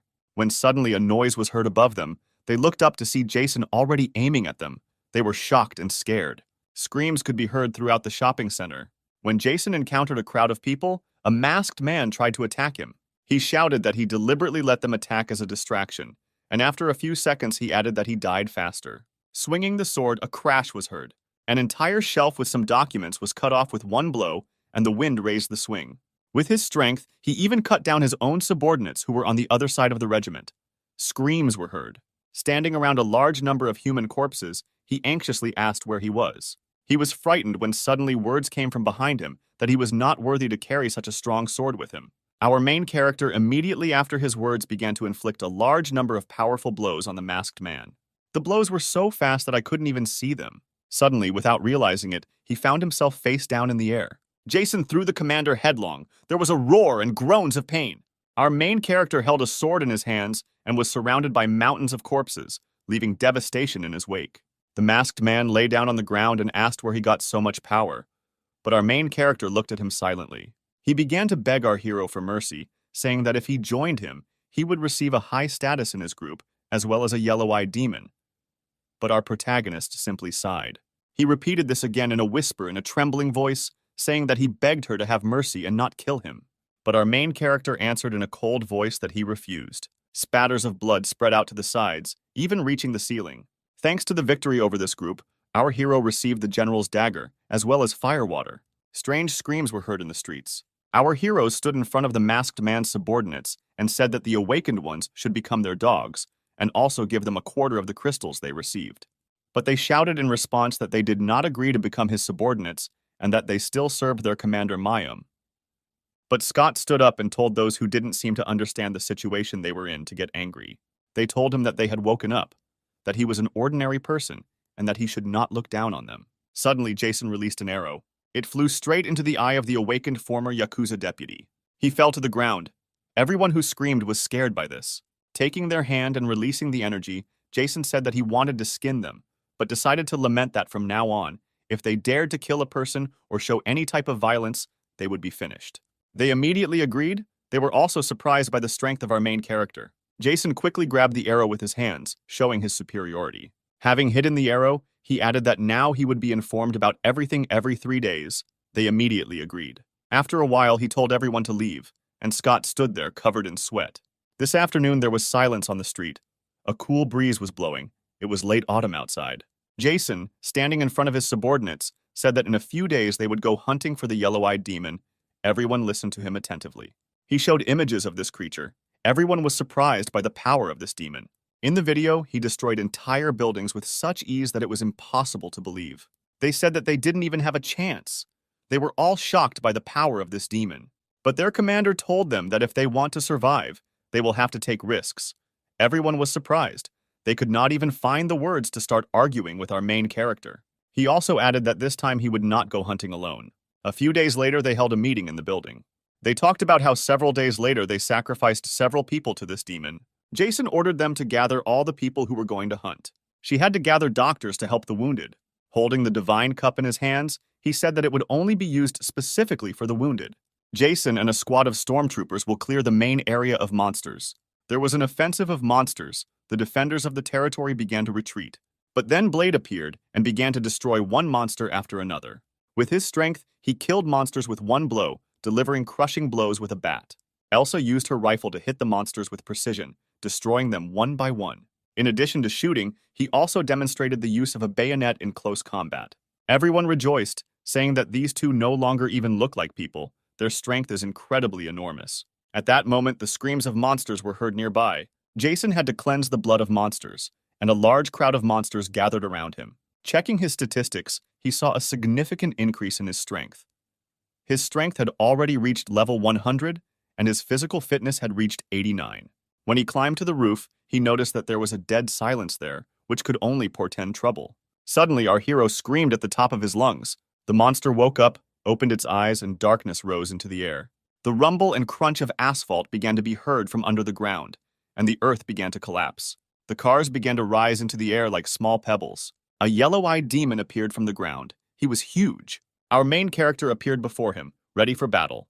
Jason said it looked like a nasty snake. The yellow-eyed demon was screaming, making creepy sounds. Compared to Jason, he was huge and attacked our main character. But he quickly raised his gun and began shooting at the demon. The demon continued to approach our hero, showing his superiority in strength. As soon as our hero realized that the bullets did not hit him, he turned around and ran in the opposite direction. He ran away from the yellow-eyed demon, but it caught up with him, his speed exceeding the speed of a person. Screaming, he destroyed everything in his path, but our main character, smiling, told him to do the right thing and follow him. Jason used every means to slow the creature down, jumping over cars in the hope that its speed would be significantly reduced. But the monster didn't even notice any obstacles and moved at the same speed as on a flat road. The yellow-eyed demon approached our main character significantly. He was ready to grab him. Jason thought he needed to put in some effort because he would be arriving soon. Behind him, the demon left destruction, and a deafening roar could be heard wherever he moved. At this time, the stormtroopers were on the roof, holding role-playing games in their hands. Everyone was surprised by the size of this colossus, because in the video it seemed much smaller than it actually is. Everyone kept saying that he was much scarier than in the video, and sweat was running down their faces. Jason, drawing a dagger, told the yellow-eyed demon that this place would become his grave. The stormtroopers held anti-tank grenade launchers in their hands. Their accuracy should definitely have been enough to eliminate this monster. Jason talked about how he had to lead the monster into a trap, and the stormtroopers would open fire on it. The main character said that this does not require many people. 10 experienced grenade launchers are enough. He also added that he would use magic to delay him while the stormtroopers attacked, and then finish everything himself. He said that if their plan failed, they would forget about it and retreat immediately. The monster attacked our hero, preparing to eat him. But our hero was not afraid and immediately began to use magic to try to stop him. The yellow-eyed demon made terrible screams as it tried to eat our protagonist. Jason said out loud that this monster was simply amazing because there was such a strong pressure coming from it, and also added that it would be very difficult for him to resist even for a second. But then Elsa ordered to shoot. Everyone was waiting for this order with fear. 10 stormtroopers immediately opened fire on the monster. All the shots hit the target, and explosions began to be heard from the impacts. Within seconds, the entire yellow-eyed demon was engulfed in flames.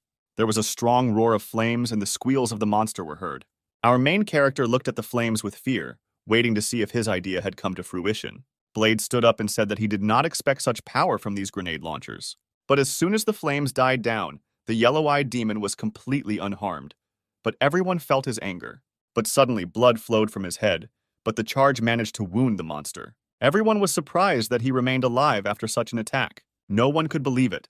And at that moment, the evil demon was already approaching the stormtroopers. But our main character was already running towards him to attack. As soon as he approached the monster, he immediately attacked it with his dagger. Everyone looked in amazement. No one could even imagine what would happen next. Jason stood up and looked at the monster, wiping the sweat. He said that the wound was superficial, but it could still hurt him, that is, kill him. But the monster immediately attacked him. Jason barely had time to dodge it. The yellow-eyed demon continued to launch attack after attack, but our protagonist dodged each of the monster's attacks.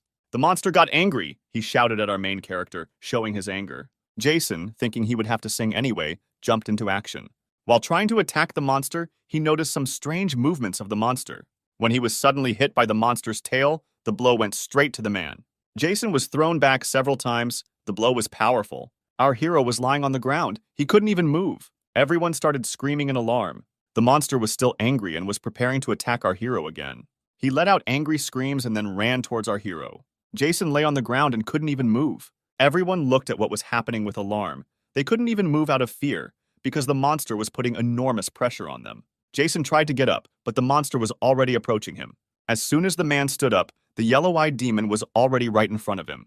The hero was covered in blood, thinking that he would not have time to dodge, but he could not give up so easily. Scott and Elsa continued to anxiously shout Jason's name and ask him to run as quickly as possible. Our main character fell straight into the snake's mouth. There was a crushing roar. Thick dust rose and everyone was stunned. Blade tried to run towards the yellow-eyed demon, but was stopped by Elsa. He shouted at her to let him go, but she responded by telling him to remember the order the Major had given him. He also added that if they continued to fight him, they would all die, and the commander ordered them to survive. But the demon still could not stop and calm down. He destroyed everything in his path. Elsa shouted that everyone was leaving and that she would cover for them. When Jason suddenly opened his eyes, he wondered if he had survived. At that moment, the yellow-eyed one tried to eat Elsa, but she jumped and was able to dodge the demon's attack. Jason thought he couldn't even move. He wondered how the others were doing since they had angered the demon so much. Everyone shot at the demon, shouted that they needed to retreat. Panic began to appear in their ranks. Our main character lay and felt sounds similar to a heartbeat. It lay right next to the yellow-eyed demon's heart. He looked at him in surprise, thinking that he was incredibly lucky. Jason laughed and said that the demon would regret swallowing him. He extended his hand and began to release magic. At this time, the demon had already destroyed almost the entire city. The fighters were lying on the ground. The demon was preparing to eat them. He screamed, making terrible sounds. Everyone thought that everyone would die. The yellow-eyed demon ran towards our heroes, who were tremblingly preparing to accept the monster's attack. At this moment, inside the monster, our main character squeezed the snake's heart with all his strength. Suddenly, there was a crash and blue blood gushed out. The demon stopped right in front of our heroes and stopped making any sounds. Blood flowed from the mouth. No one understood what happened. Suddenly, the demon began to wreak havoc, spitting out blood. They felt as if the demon was being torn apart from the inside. She started screaming. Everyone was watching. No one could even imagine what was happening to her. Elsa said that they were lucky, and this was their chance to escape. And suddenly, the yellow-eyed demon spat on Jason. The snake was still screaming from the pain that struck him from the inside. Jason lay on the ground, bleeding. His whole body was wounded. Blade stood up and asked what was going on. Jason thought his heart wasn't completely broken yet. He needed to be killed as quickly as possible while he was panicking. The soldiers ran to him. They were glad that their elder was alive. They surrounded him and began to ask how he could survive. But Jason immediately interrupted them, saying that they had disobeyed orders. Having stood up and wiped off the blood, after a while he added that thank God they didn't leave. Now they would surround him and kill him. There was noise and screams in the streets. They all surrounded the monster, started shooting at it and throwing grenades at it. The monster began to scream even louder, his anger consuming the air and feeling cold. The snake ran towards the attackers. They all started to run. At this moment, our main character was already approaching him. He was also angry. He wanted to crush the huge demon with one blow. He climbed higher and higher along the huge body of the snake. Climbing as high as possible, he pulled out a dagger and jumped, trying to hit the monster right in the head. He shouted at him to die as quickly as possible. The demon understood that he would not have time to dodge the attack. Jason attacked the monster with crushing force, aiming the dagger straight at its head. Now the cry of the yellow-eyed demon was not scary. He was screaming in pain. The blood began to splash in different directions, covering everything in a blue-green color. Jason smiled and told the demon not to move and to die as quickly as possible. The snake tried to pull our protagonist out of his head, but he did not let go of the dagger, trying to drive it even deeper. The monster crashed headfirst into the building, destroying it. Jason began to lose a large amount of blood, and his whole body began to hurt. Suddenly, the scream stopped and the demon froze in one place. The yellow-eyed demon fell to the ground and a loud crash was heard. Nobody could believe in victory. There was silence. When Jason suddenly appeared, everyone started screaming for victory. Their commander was able to win. The main character, with the last of his strength, moved towards his comrades. He sighed with relief and a smile appeared on his face. Blade and Elsa were still surprised. They couldn't believe they had won. They ran up to Jason, who could barely stand, and began to shout with joy. Blade screamed that he couldn't believe he could defeat such a powerful demon. After some time, all the flames went out and there was silence. Our heroes found themselves right next to the snake. The creature was covered in blood. It was dead. Jason brandished the dagger, signs of disgust visible on his face. Blood spilled in all directions, turning blue for the next few meters. No one could say a word. No one really came to their senses after the fight. Jason was holding a magical black snake crystal in his hands. He put it in his mouth and then swallowed it. His wounds immediately began to heal. Steam came out of them, and the wounds healed. And his left eye took on an animal appearance, and all his features increased in level. Everyone stood up and looked at Jason's changes in surprise. They headed towards their camp and heard the loud roar of an engine. The soldiers remaining in the camp rejoiced at the return of their commanders, and also rejoiced at their victory.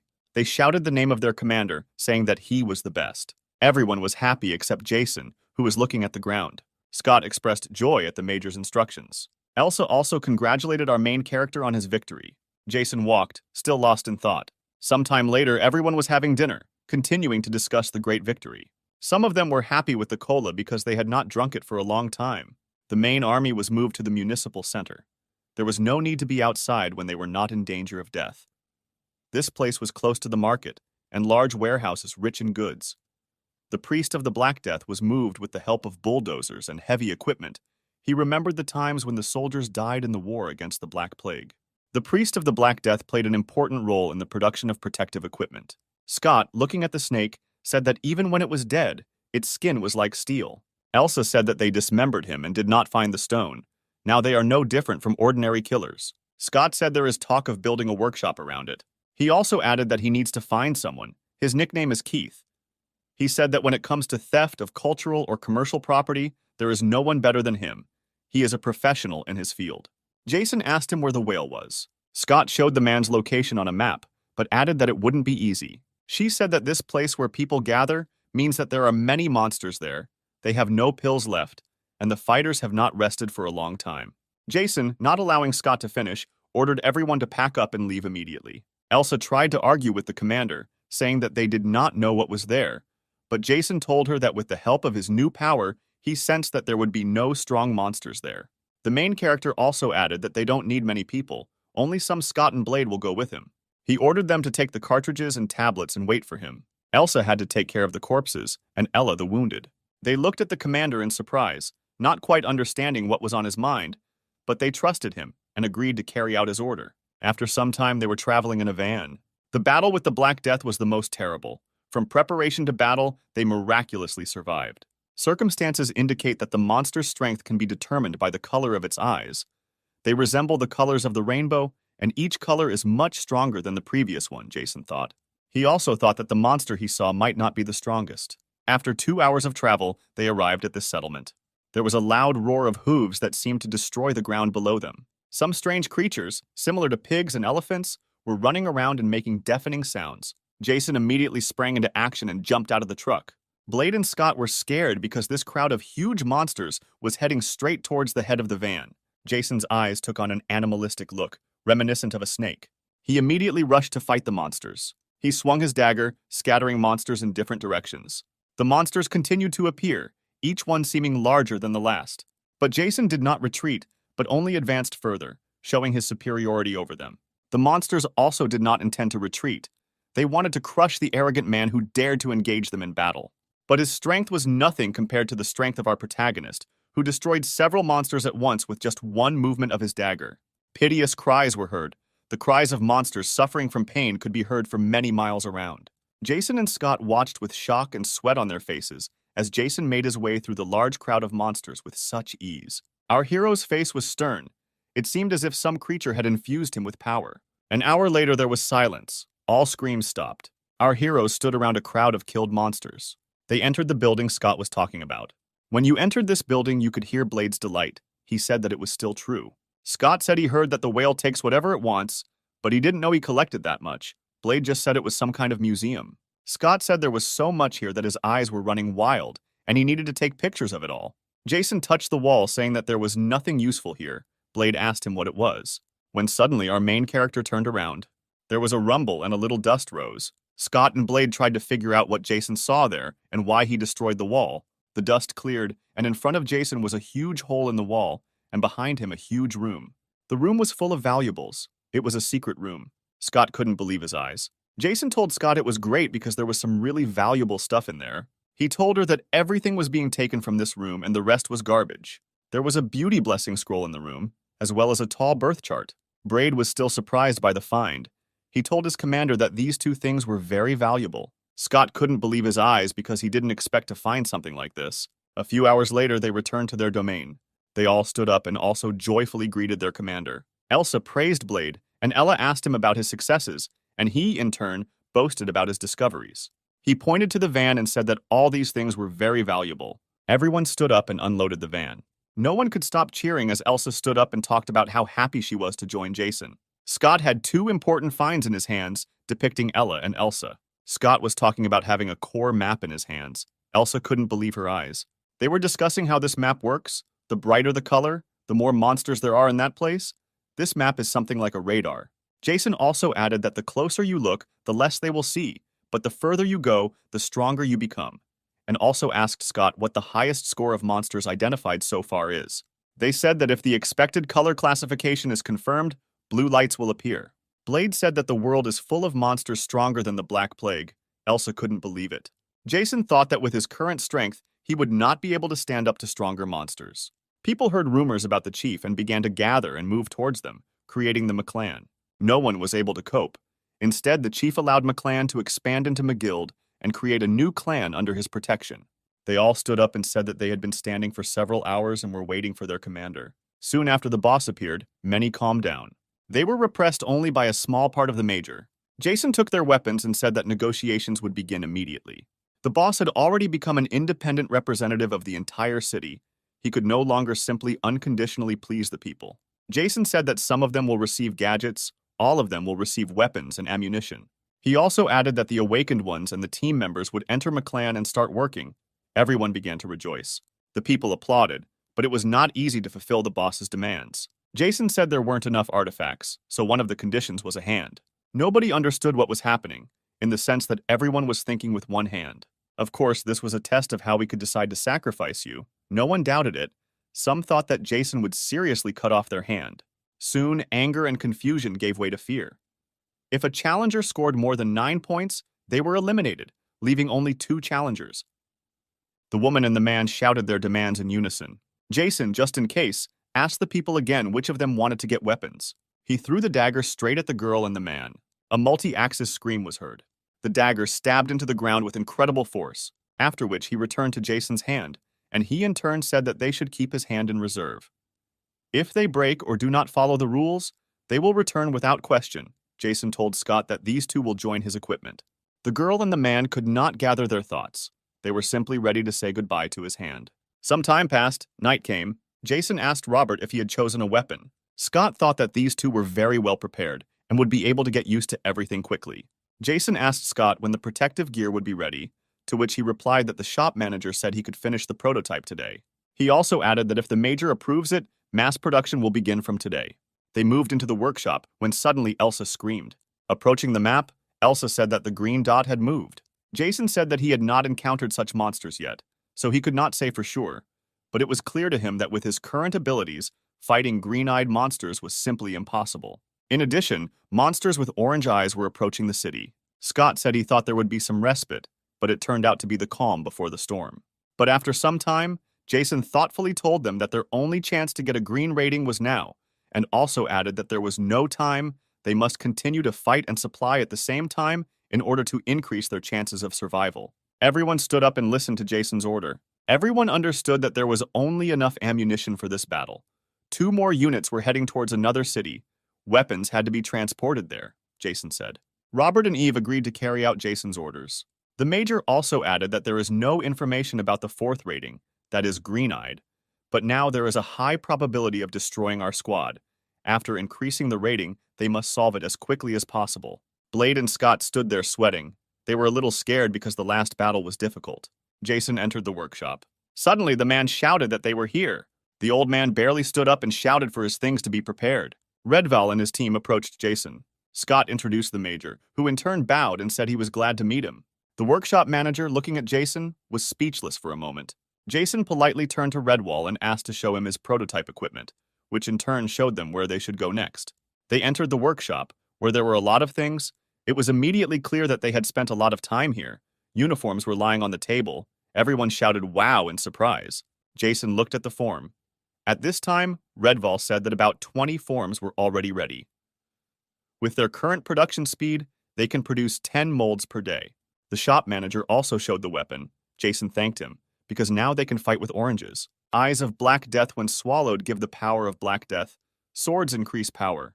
Everyone was surprised, because no one could believe that artifacts could be created with your own hands. Jason was still in his thoughts, saying that they were leaving. That's how accurate Eve answered. They said goodbye to the owner and his subordinates. Radval wished Jason and his team good luck as they left. Redwall thought he knew why he was praising him and following him. An hour passed and everyone was preparing for battle. Elsa and Blade were guarding the entrance to the room. In this room, Jason sat on a chair and slept soundly. Next to him stood an empty divine cup. He opened his eyes to the screams calling out to him. Opening his eyes, he wondered whose voice it was. Opening his eyes, he asked Ella if it was her and why she let her hair grow. She was sobbing and couldn't stop screaming his name. Jason thought he didn't understand how much time had passed, but his body was very cold. He knew he was dying. When he suddenly closed his eyes, Ella screamed even louder. The girl screamed at Jason to remember that he could change this. She hoped that he would help her and express her desire. The boy, who opened his eyes slightly, did not understand what was happening. Suddenly, he woke up covered in sweat. Holding his head, he thought that such a future was unacceptable. Leaving the room, he ordered everyone to gather together. After a while, everyone gathered around and discussed the future that Jason saw. Jason explained the 6 artifacts Ella mentioned. Scott started talking about some strange museum that might have artifacts, but our protagonist informed him that these artifacts were most likely already stolen. But Scott said there was still a chance and they should check it out. He spoke of a great tomb. But suddenly Scott screamed and grabbed his head. He shouted that he was wondering who could offend the boss like that. Jason thought that if he were a monster, he would not have left him alive. She also did not participate in the battle, and he died of weakness. Blade compared the current world to a video game. Our hero suggested that the number of monsters may be limited. He said that in the end, it might turn out that there will be more people and fewer monsters, then people will rise to the top again. Everyone listened carefully to our protagonist's suggestions. The roar of engines is heard. Our heroes were heading somewhere. Eva and Robert remained silent, because this was their first time participating in the mission. They traveled with new equipment. The equipment covered the entire body, was comfortable to wear, and had freedom of movement. Everyone was talking about collecting as many of the remaining weapons and pills as possible. Everyone thought that the monsters surrounding the town hall had not been identified. They needed to defend themselves and monitor them with a minimum number of people. Blade said that Eve and Robert would split into two teams. Blade and Elsa had to use the map to find their location and then get rid of the weak monsters, while Scott and Ella remained in the mayor's office to guard the base and monitor the wounded, as well as periodically report on the situation on the map. Jason also added that after completing their missions, they returned to their unit. As he left, he told them that they would return alive. There was silence. Everyone looked at our main character, seeing in him their commander. As soon as Jason started to leave, they shouted in unison that it was time to eat. There were shouts in the streets, and there was a slight pressure in the air.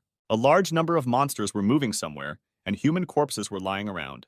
The monsters destroyed absolutely everything in their path. Along the way, they ate the remains of the survivors. A larger lizard-like monster was moving behind them. Among them was a huge monster, which stood out primarily for its size.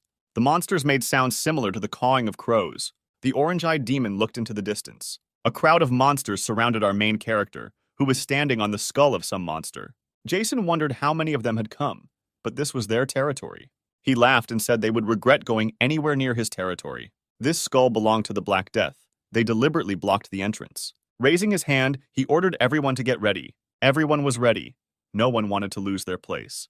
The monsters outnumbered the humans many times over, but no one showed any fear. And suddenly, Jason shouted at them to leave. A loud sound was heard, and at the same time, several soldiers removed the pin from the grenade. The soldiers began throwing grenades directly into the crowd of monsters. The monsters did not immediately understand what was happening. Suddenly, grenades began to explode and flames rose. This was followed by shots fired and a strong smell of gunpowder in the air. The monsters screamed. They were screams of pain. The largest lizard scattered his subordinates in different directions. He was very angry. The lizard opened its mouth and flames burst out. The explosions began to sound even stronger because some of the grenades did not explode due to the fall. And at the same time, other smaller lizards began to die. The flames expanded more and more. Visibility was zero, when suddenly the monster threw the ball directly onto the roof where the fighters were located. There was a crash and dust rose. As soon as everything became clear, wounded soldiers lay on the roof and the building was engulfed in flames. At this moment, our main character was already approaching the monster at incredible speed. He was approaching the surviving monsters. One by one, he killed the lizards. The monsters, seeing Jason, began to move towards him, making some strange sounds. Jason's eyes were like the eyes of a monster, and his speed was incredible for a human. There was noise in the street. People were screaming, a monster was screaming, and there was a smell of gunpowder in the air. Blade and Elsa fought the red monster. They fought in hand-to-hand combat, the huge creature holding axes in its hands. From the battle, it became clear that this creature was superior in strength to our heroes. He dealt crushing blows to our heroes, forcing them to go on the defensive. They both thought that they didn't understand how their boss could fight them since they were incredibly strong. But suddenly, Blade hit the monster's leg. Elsa started shooting at him at the same moment. The creature began to scream. It became angry. But Blade did not give him a break. He dealt a crushing blow to the head. At that moment, Elsa jumped up, holding a machine gun in her hand, at the end of which there was a bayonet knife. He stabbed it straight into the monster, and even the ground collapsed from the creature's fall. Blood splashed in different directions and there was silence. At this time, our main character continued his battle with numerous creatures, when suddenly our main character jumped up, jumping over several monsters. He walked up to his leader and stood face to face with him. The monster immediately opened its mouth and released a fireball towards Jason. But Jason immediately gathered energy in his hand. The fireball exploded before reaching our main character. The monster began to scream, and a slight pressure appeared in the air. Realizing that the ball did not hit the target, the monster immediately entered into hand-to-hand combat. The lizards that found themselves next to the leader were cut into small pieces in an instant. Jason took position. He was preparing to attack the leader. His eyes again took on a bestial look, and the leader of the lizards began to scream. Running up to Jason, he wanted to tear him to pieces with his claws. But our main character immediately attacked the creature with his dagger. The leader stopped, frozen in one position. Jason was able to split the monster in half with just one blow.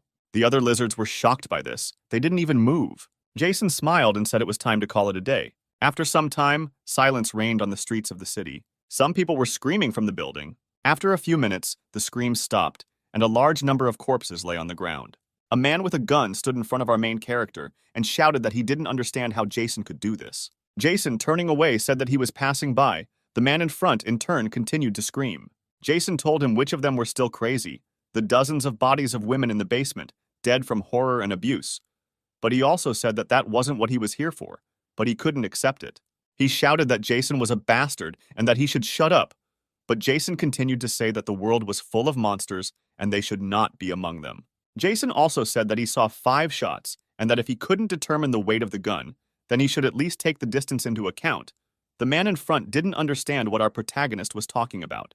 When he tried to fire, nothing happened, the gun was unloaded, then he decided to throw it towards our hero, but to no avail. The man talked about how he would not allow Jason to anger him, since he too was awake and had powers. He started yelling at our main character to watch carefully.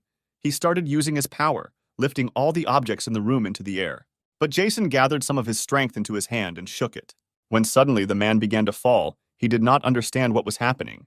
A second later, he was already lying on the ground and could not even move, and all the objects that had recently been in the air were already lying on the ground. He asked our hero where he got such incredible strength. 3 days ago, the battle between monsters of the second and third levels ended. Everything went better than our heroes expected. There were no deaths, minor injuries, all victims will recover soon. Everyone was pleased with the new ammunition they discovered. Jason praised his subordinates and also said that he was very glad that they were all alive. When Scott suddenly shouted that the boss should see this, he pointed to a place not far from their city. It had recently disappeared. Everyone was surprised that there was no green place nearby. They were discussing the fact that the monster had become invisible or moved off the map very quickly when Jason suddenly interrupted them, saying that someone was following him and might kill him. The others replied that this was impossible. Jason, interrupting them, said that perhaps the person who killed the green-eyed man would kill him in the future. He reassured his subordinates by telling them that now was not the time to talk, that he was now going to this city alone. He also gave orders that the main task was reconnaissance, as well as strengthening defenses and providing escape routes in case of any unforeseen events. Jason asked the man what he knew about the green-eyed monster and what happened 3 days ago. He said that 10 soldiers entered the city. They looked like special forces. It was already late at night. Jason asked him what happened next, to which he replied that after the special forces arrived, the monsters began to move and their numbers decreased significantly. Jason thought that the target of the special forces was clearly not the organization. At that moment, one of the broken legs rose into the air. It hit our main character right on the back of his head. The man lying on the ground was smiling. With incredible speed, this piece of garbage began to approach the back of our hero's head. But our hero quickly reacted and caught him with his hand. Holding it in his hand, he looked at the man with contempt. Having broken it, he asked him what it was, but he could not even utter a word. Suddenly, the man stood up and ran towards our main character. After some time, there was complete silence. Our hero left the building, breathing heavily, thinking about something as he walked. This guy was lying in the building. There was a piece of debris on the back of his head. He was dead. While walking down the street, an elderly man noticed something in the building. Approaching the building, he tried to see something. Once inside, he moved further and further. It was a meter. Some of the lamps survived. Jason thought he didn't feel anything, so most likely there were no monsters here, but some kind of anxiety did not leave him. It seemed to him that there was some kind of pressure in the air. It was the smell of blood. Walking further and further, he looked around. When he suddenly stopped in front of a large number of corpses, a stench hung in the air. Looking at them, Jason thought that they were mostly trained soldiers from the anti-terrorist unit. He looked at their features and thought about who could kill them all. His initial characteristics surprised our main character. All the skills he acquired were the same. He thought about gadgets and weapons. When he saw the PZF-30, he was surprised, because there should not be an anti-tank grenade launcher in such a place. Jason discovered an ancient warrior spear. The artifact level was 4th. He looked and thought that this artifact was disposable. But when 2 weapons were combined, the destructive power doubled. Even a level 4 monster would cause significant damage. Jason suddenly had the feeling that when he met that huge monster, he ran towards it. When he suddenly stopped abruptly, his face was frightened. In front of him lay a huge green-eyed monster. Sweat poured down his face as this monster's stats far exceeded those of anyone he had fought before. Come back. The strength of our main character was already 215. It was night outside. A cool breeze was blowing. Cries of surprise were heard in the corridor of the town hall. No one could believe that the green-eyed monster was dead. Because who could have done this? They said that they had a rather strong competitor. They also noted that in addition to their card, there was most likely another one. Suddenly, Jason received a text message on his phone saying he would meet him at the airport on March 3rd. Everyone reacted to this in the most violent way. Eve asked Jason if he was going to the airport. Robert said that the choice was simple, meet or refuse. He also asked the major if he would negotiate, to which our hero replied that he should avoid meeting with them. Scott began to sweat, saying that no matter how they saw it, there were many more of them. He thought it would be good to come to an agreement. They all said they probably don't need negotiations because they have no reason to accept them. Blade tried to make a joke to lighten the situation. Jason, interrupting everyone, said that they still have time to prepare. Now they must do everything in their power. He also ordered all the soldiers to gather.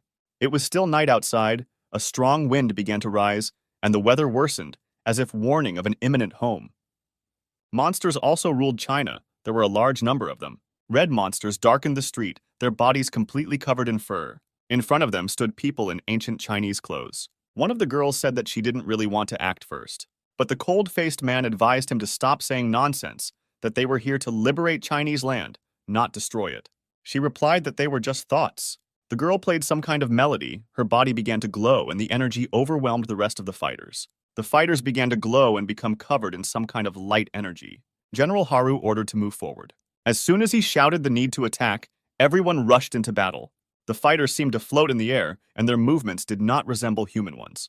A rumble began, and a strong wind rose. At that time, all our heroes were working. She supervised doctors. She was sweating because there were a lot of sick people there. She looked out the window and saw the wounded and sick soldiers arriving one after another. The survivors helped the wounded walk, and screams were heard. At this time, Scott and Jason discussed what is the most difficult thing for ordinary fighters now. Jason talked about holding on, thinking about the future and Ella. After the appearance of monsters, the deserted city began to quickly collapse. Communications were immediately paralyzed, and electricity was cut off. Many people emigrated to another city. However, it is not so easy to kill one's own people, and many of them began to look for ways to solve the problems that had arisen. Engineers mastered the production of solar panels and began to generate electricity with their help. Everything possible was done to prepare the militia. With the help of search teams, the food problem was solved. Scott turned to our hero and told him that more and more people were arriving. In such conditions, he thought that he should probably think about the control system first. He said that they could call him whatever they wanted, that he didn't care, and so the guild gradually gained strength, strengthening humanity's ability to survive. We are transported back to the room. Jason was sitting in a chair. The divine thicket was empty. The city lay in ruins. Jason suffered greatly. His whole body was covered with wounds and blood. He could not utter a word. He looked at the ground, his hand was on the ground, and there were some people nearby. Jason wondered who they were. They, in turn, praised our protagonist for being a famous dragon slayer. Jason thought about the fact that they were speaking Chinese. He needed to learn it. Suddenly, behind him, he felt someone approaching. A man in a raincoat walked behind him. Having only had time to look at him, he saw a sword approaching him. He stabbed our protagonist from behind. This man said that it was incredible because it was a defeat for our hero. He asked Jason if he felt anything, but our hero just spat out blood. He asked Jason if he had anything to say. Jason in turn thought that he couldn't take it anymore because it pierced his heart. He thought that he needed to remember that there were 6 snakes here. The sword pierced our protagonist deeper and deeper. Blood flowed down the sword. When he suddenly pulled out his sword, our hero began to fall. Kneeling, he tried to remember as much information as possible. The man in front of him asked him what he was muttering, if he really made some kind of agreement. The man in the cloak said, laughing. The girls shouted at him to finish him off quickly, otherwise they would. Smiling, he swayed and told her that she had to come quickly, because the girls were already behaving badly. The sky was overcast with small clouds blocking the sun's rays. The man shouted goodbye. Jason woke up covered in sweat. His breathing was irregular. His face was covered with sweat. His body was shaking. Taking him by the hand, he said how good it was that he was in her place. He thought that what happened in the dream would happen in 3 days. Scott said that if in the future his nickname would be Dragon Slayers, then he would be finished. But how did he manage to lose in battle then? The guy wondered. Robert said we needed to go to the airport because there might be a runway there. Jason asked Scott if he recognized the man with the sword. Scott, seeing the sword, was surprised and started talking about it. The elder said that nothing was known yet, but if they could find at least some clues, then it would be good, when suddenly Blade burst out screaming. She asked what happened to him. Blade boasted that he had finally managed to defeat a level 2 monster on his own. He laughed, boasted. Everyone remained in a stupor because they thought that someone was attacking. Jason smiled. Ella held his head, thinking Blade was stupid. Everyone started praising the guy with the bat, and Jason started to walk away. The redhead looked at the departing commander, wondering what Jason was thinking. When the man left, he replayed a situation from the future in his head.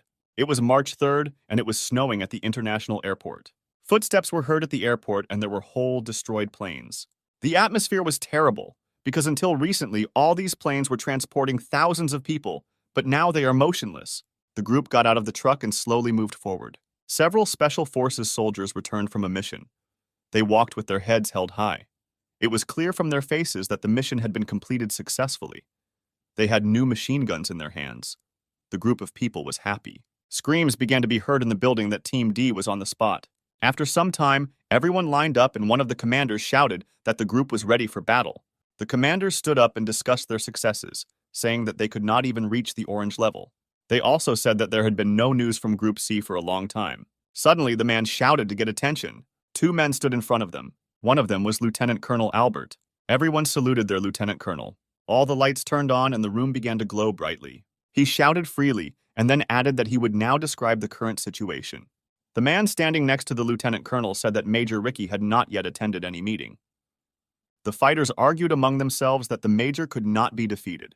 This option was only possible if he did not encounter something more serious than the blue level. When suddenly a man standing next to the lieutenant colonel shouted at everyone to shut up. The lieutenant colonel said they could have just gotten lost, but it was getting really bad for them to stay here for so long. When a sound was suddenly heard, everyone began to turn around. Lieutenant Colonel Albert narrowed his eyes and everyone became cautious. They began to raise the machine guns, remove the safety, and prepared for battle. Within seconds, they surrounded the lieutenant colonel, trying to protect him from danger. They said that the lieutenant colonel should not expose himself. Intelligence reported that only one man was standing. This was our main character. He covered his face with a hood. Suddenly, everyone rushed towards us shouting that we needed to check everything. One of the commanders was ordered to approach carefully. As they approached, they aimed at our hero, telling him not to make sudden movements. Otherwise, they would open fire to kill. The lieutenant colonel was informed that a young man was standing there. He said that his name was Jason, and also added that this boy wanted to talk to the director. The lieutenant colonel immediately asked the soldier his name, to which Jason replied. Albert immediately remembered that cold face. After a while, there was silence. All the fighters stood and watched with interest. Lieutenant Colonel Albert stood directly in front of our protagonist. He told our hero that he could not believe that Major Jason had survived, and after a while he added, "Although yes, how could such a fighter die?" Jason stood up and looked at him coldly. Everyone stood up and thought that the conversation was dragging on. They did not understand how the lieutenant colonel knew him. One of the soldiers suggested that he was probably a military man, but due to his age, it was unlikely that he was a senior officer. Jason suggested that he resolve everything through peaceful negotiations, to which Albert replied that he did not have the right to decide this on his own, and that cooperation with non-governmental organizations was not in his competence. He also added that his army would not be able to fight his fighters, as they had much more experience and more weapons. Jason silently began to remove the glove from his hand. The elder, showing a mark on his hand, said that if a battle begins, then half of the fighters will definitely remain here forever. Sweat ran down the old man's face. He wondered if he really intended to fight an entire army alone, although no, if we remember his past achievements, then anything is possible. A man was walking behind Jason. It was Major Ricky, who was calmly walking and finishing his cigarette. Turning around, Jason saw Major Ricky. All the soldiers began to rejoice at the return of the major. Ricky apologized to the lieutenant colonel for being late. Smiling, he saluting his commander. Suddenly, our main character realized that this voice reminded him of that person. After some time, the major reported everything to the lieutenant colonel. After the report, he asked Albert who he was and why this crowd was looking like it was some kind of performance. But without allowing Albert to respond, Ricky added that he believed the man was asking for cooperation so that he could continue to govern his city. Suddenly, the lieutenant colonel said, "Fist duel." 5 minutes later, Jason and Ricky were alone, preparing to fight. Everyone watched what was happening. There was silence. Major Ricky told Jason that he was interested in the skills of a fighter who served in the Secret Service. Looking at our hero, he said that he would die anyway. Ricky threw the coin, and as soon as it landed, a fight began. Suddenly, they took turns hitting each other. None of them were going to give up, defend themselves, and then attack. Their blows were devastating, and both demonstrated proficiency in hand-to-hand combat. The impacts were so strong that snow rose up around them. Jason didn't want to give up because cooperation was at stake, and Ricky couldn't lose either because it would be a shame in front of his comrades. The sounds of impacts echoed several meters around. The militants stood up and said that they were not people. They couldn't believe that anyone could fight on equal terms with Major Ricky. They said that Major could not lose because he had the nickname Rodmaker. They said that only he could cope with the threat of the yellow level, and if he had a team with him, then at least a blue one. But the lieutenant colonel interrupted them, saying that his major was now fighting with Major Jason. He was the only survivor of the so-called ghosts. He also added that they are legendary even among top managers, but only a small circle of people know about their existence, and they were used only in those operations that required something that ordinary people were incapable of, and at the same time Without wide publicity, only the combat unit could be used. After some time, the lieutenant colonel also said that he had seen Jason on business and still had difficulty remembering him. At this point, the fight between Jason and Ricky continued. Ricky began to get angry because he was unable to land a single direct hit. Suddenly, Jason, seeing that the enemy had opened up, struck him. After that, he began to twist her arm and hit her several more times. But he broke free, trying to push Jason away. Blood gushed from his mouth. Raising his leg, he tried to deal a crushing blow to our main character. But he dodged and kicked him. There was a crash. Jason continued to hit the Major, and after a few seconds, he was on the ground. It began to snow heavily, and no one could believe that Major could lose. They watched the battle with their mouths open, trying to support their commander. As soon as the snow subsided, Major Ricky lay down on the ground, and I stood next to our main character. After some time, the soldiers surrounded their commander and declared that there was no danger to his life. The lieutenant colonel spoke about the situations occurring nearby. He said that now out of 31 bridges, only 2 remain, the rest have been blown up.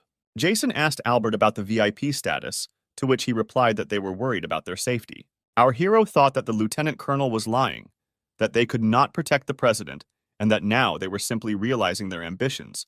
But this could make the situation worse. Jason said that they will fight the monsters and use their powers to destroy them, and Albert said that they will help in cooperation.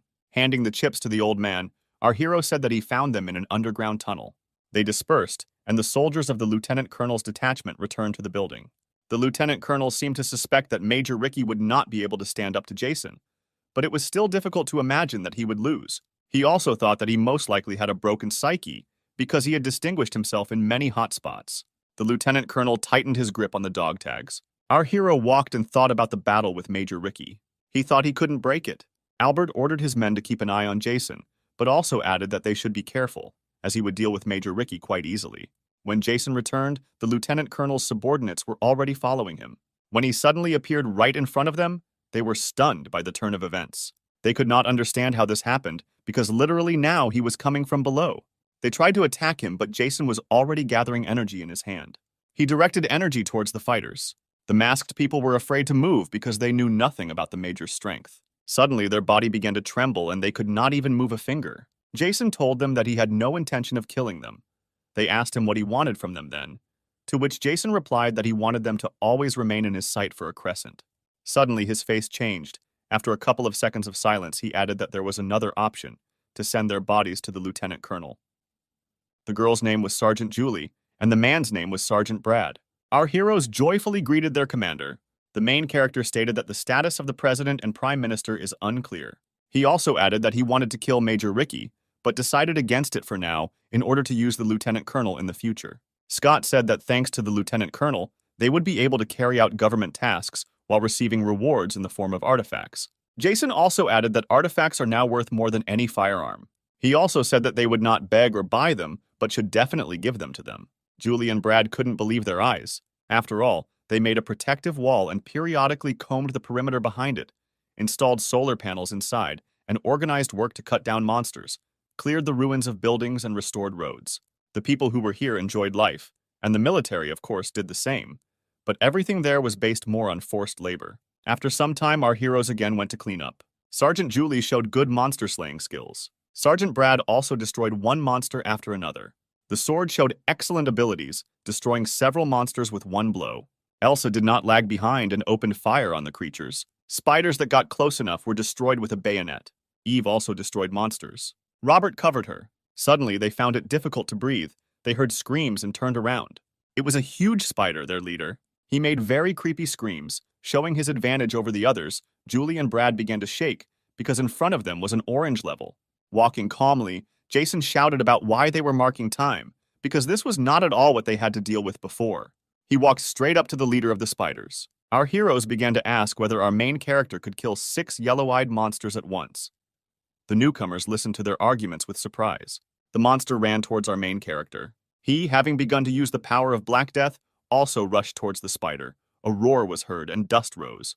On March 18th, a new meeting was held with the lieutenant colonel, at which Scott expressed his wishes. A small quarrel arose, but the lieutenant colonel silenced his subordinate. After they agreed, our heroes began to disperse. The snipers asked for orders from the lieutenant colonel. Jason felt that they were being targeted. He told the lieutenant colonel the exact coordinates of their location, and also added that if even one shot was fired, everyone would die, and also the next time the meeting should take place without them. Julie and Brad were shocked by what they heard, because the next mission could be the last for Jason's entire team. Julie and Brad asked the lieutenant colonel what was going on in Jason's team. Albert could not believe the words of his sergeants. After all, it is very difficult to deal with a yellow-level monster so quickly. Crisis always brings opportunity. Even if I manage to achieve a little success, it can greatly affect my reputation during a period of instability, Albert thought. He ordered his sergeants to continue monitoring Jason and his team. At this time, our heroes were driving and talking about some important person. Scott asked our main character what kind of girl she is, how important she is to national defense, this Katie. To which the man replied that she was the daughter of Ambassador Douglas. Scott only joked in response, saying that they were now messengers. Jason remembered the words of the lieutenant colonel, who said that he had changed a lot, exhaling heavily. He thought that he would have to change a lot more. Having reached his destination, our main character decided to explore the city from above. He climbed one of the tallest buildings.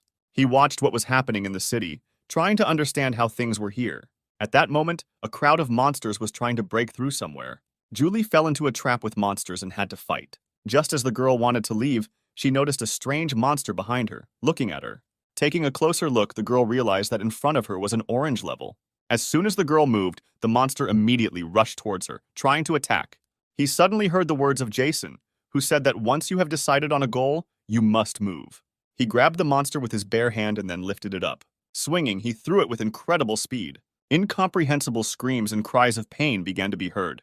The monster continued to fly and fly, hitting the ground. Jason told the girl not to get up, but to follow him. A little earlier, Jason stated that only the sergeant should go with him to help him. After some silence, he explained that the lieutenant colonel here only has 2 people he trusts, and these are the sergeants. So one goes with him, the other stays here. Everyone stared at our protagonist, listening intently to his plan. Having told the plan, everyone agreed with it. No one had the slightest doubt, because they believed in their commander. After Jason destroyed the orange level, the monsters fell silent. The girl and the man were watching a group of people who were screaming quite loudly. The girl did not understand why civilians, that is, women and even children, attacked the militants. Even women and children fought with the militants, who in turn did not allow them to cross. Civilians shouted that the combatants had no weapons, so victory would be theirs. Shots began to be heard, and the smell of gunpowder began to rise in the air. Julie stood up and expressed all her thoughts out loud. Was that on the one hand there are children? Are they really going to be used as suicide bombers? Our main character said that in most cases, children under 10 years of age are used for terrorist acts, because after 13, there is a high probability that they will begin to reason. He also added that he could only cope with 2 tanks, which surprised the girl. Our heroes rushed into battle, their speed far exceeding human speed. Julie immediately began to show her superiority over the other terrorists. He destroyed them one by one, without even thinking for a second. At that moment, a loud buzzing noise was heard behind them, as well as the sounds of caterpillars tearing up the asphalt. The civilians were stunned, and in response the soldiers stood up and laughed because they felt that victory was theirs. Julie still couldn't believe her words because how could there be tanks here? In front of the tanks was our main character, who walked straight towards them, without showing the slightest fear. Jason was talking about how he didn't have time for people like them, while the team in the tank was talking about how the man in front of them was crazy. Seeing an incomprehensible glow in his hand, they immediately attacked the man. Our hero also responded with a volley of his own attack. There was a loud explosion and dust rose into the air. A few seconds later, both tanks caught fire. Julie and the others were shocked by this turn of events, because no one could even guess that an ordinary person could resist 2 tanks. Jason immediately rushed to the attack, drawing his katana. Everyone was surprised by the man's speed. Taking a deep breath, he said they were finished and swayed. A few seconds later, the tank's gun was cut into 2 parts. There was silence. Only the crackling of the fire could be heard. The tank was completely cut into 2 parts. A crowd of people was lying around. Julie still couldn't understand what had happened. The other people were also in shock and couldn't move. Jason grabbed the man by the neck and told him that he didn't know anything. He was just following orders. The man begged our hero for mercy. The sun was setting, and little by little darkness came. People stood up and looked at our heroes, arguing whether the army had really come for them. They also talked about how these 2 were much stronger than anyone they had seen before. Jason looked at the priest and asked if he was in charge, to which the priest introduced himself. His name was June. Jason immediately apologized and got to work. He was interested in the information. June held out her hand, showing where to go next. Jason saw the Saint's Cross. His safe as a relic was the 3rd. After some time, our heroes entered the building. The priest began a story about a green-eyed demon who rules his city. He is about 10 meters tall and is always followed by a crowd of smaller monsters. He killed many people, including a group of military men. Julie asked why no one had attacked the area, to which the priest replied that he believed God was protecting them, but that was not the case. He also added that one of the soldiers survived and can talk. Jason thought about how the cross kept monsters away from the area. They went to meet the surviving soldier. When they arrived, they were shocked by what they saw. Because of all the limbs of the fighter, only one hand remained intact. The man introduced himself and also said that he began the task on January 22nd. He said his mission was to rescue the families of ambassadors from several countries, including the United States, and to find recruits. He also added that there is a traitor in their ranks. He extended his hand, holding some figurine in his hand, and asked to take it. Julie took it and looked at her with a surprised face. The fighter, in turn, said that he should at least prevent the traitor from leaving, and at least somehow take revenge for the death of his friends. He handed Julie a clay figurine of a horseman. The level of the relic was the second. After some time, our heroes stood on the roof and talked. Julie said that the lieutenant colonel had assigned them 2 tasks, surveillance of Major Jason, as well as the return of relics lost during the failed operation. Naturally, the girl added that the second mission was a priority.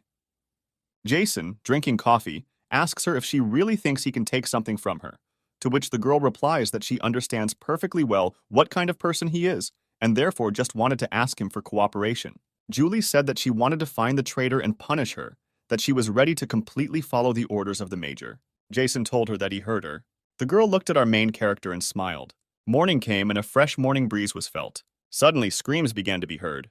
The man stood up and shouted about how ordinary people could defeat a tank. He was so angry. He thought that if his army reached them, it would be the end for them. He remembered how he was told not to disappoint him.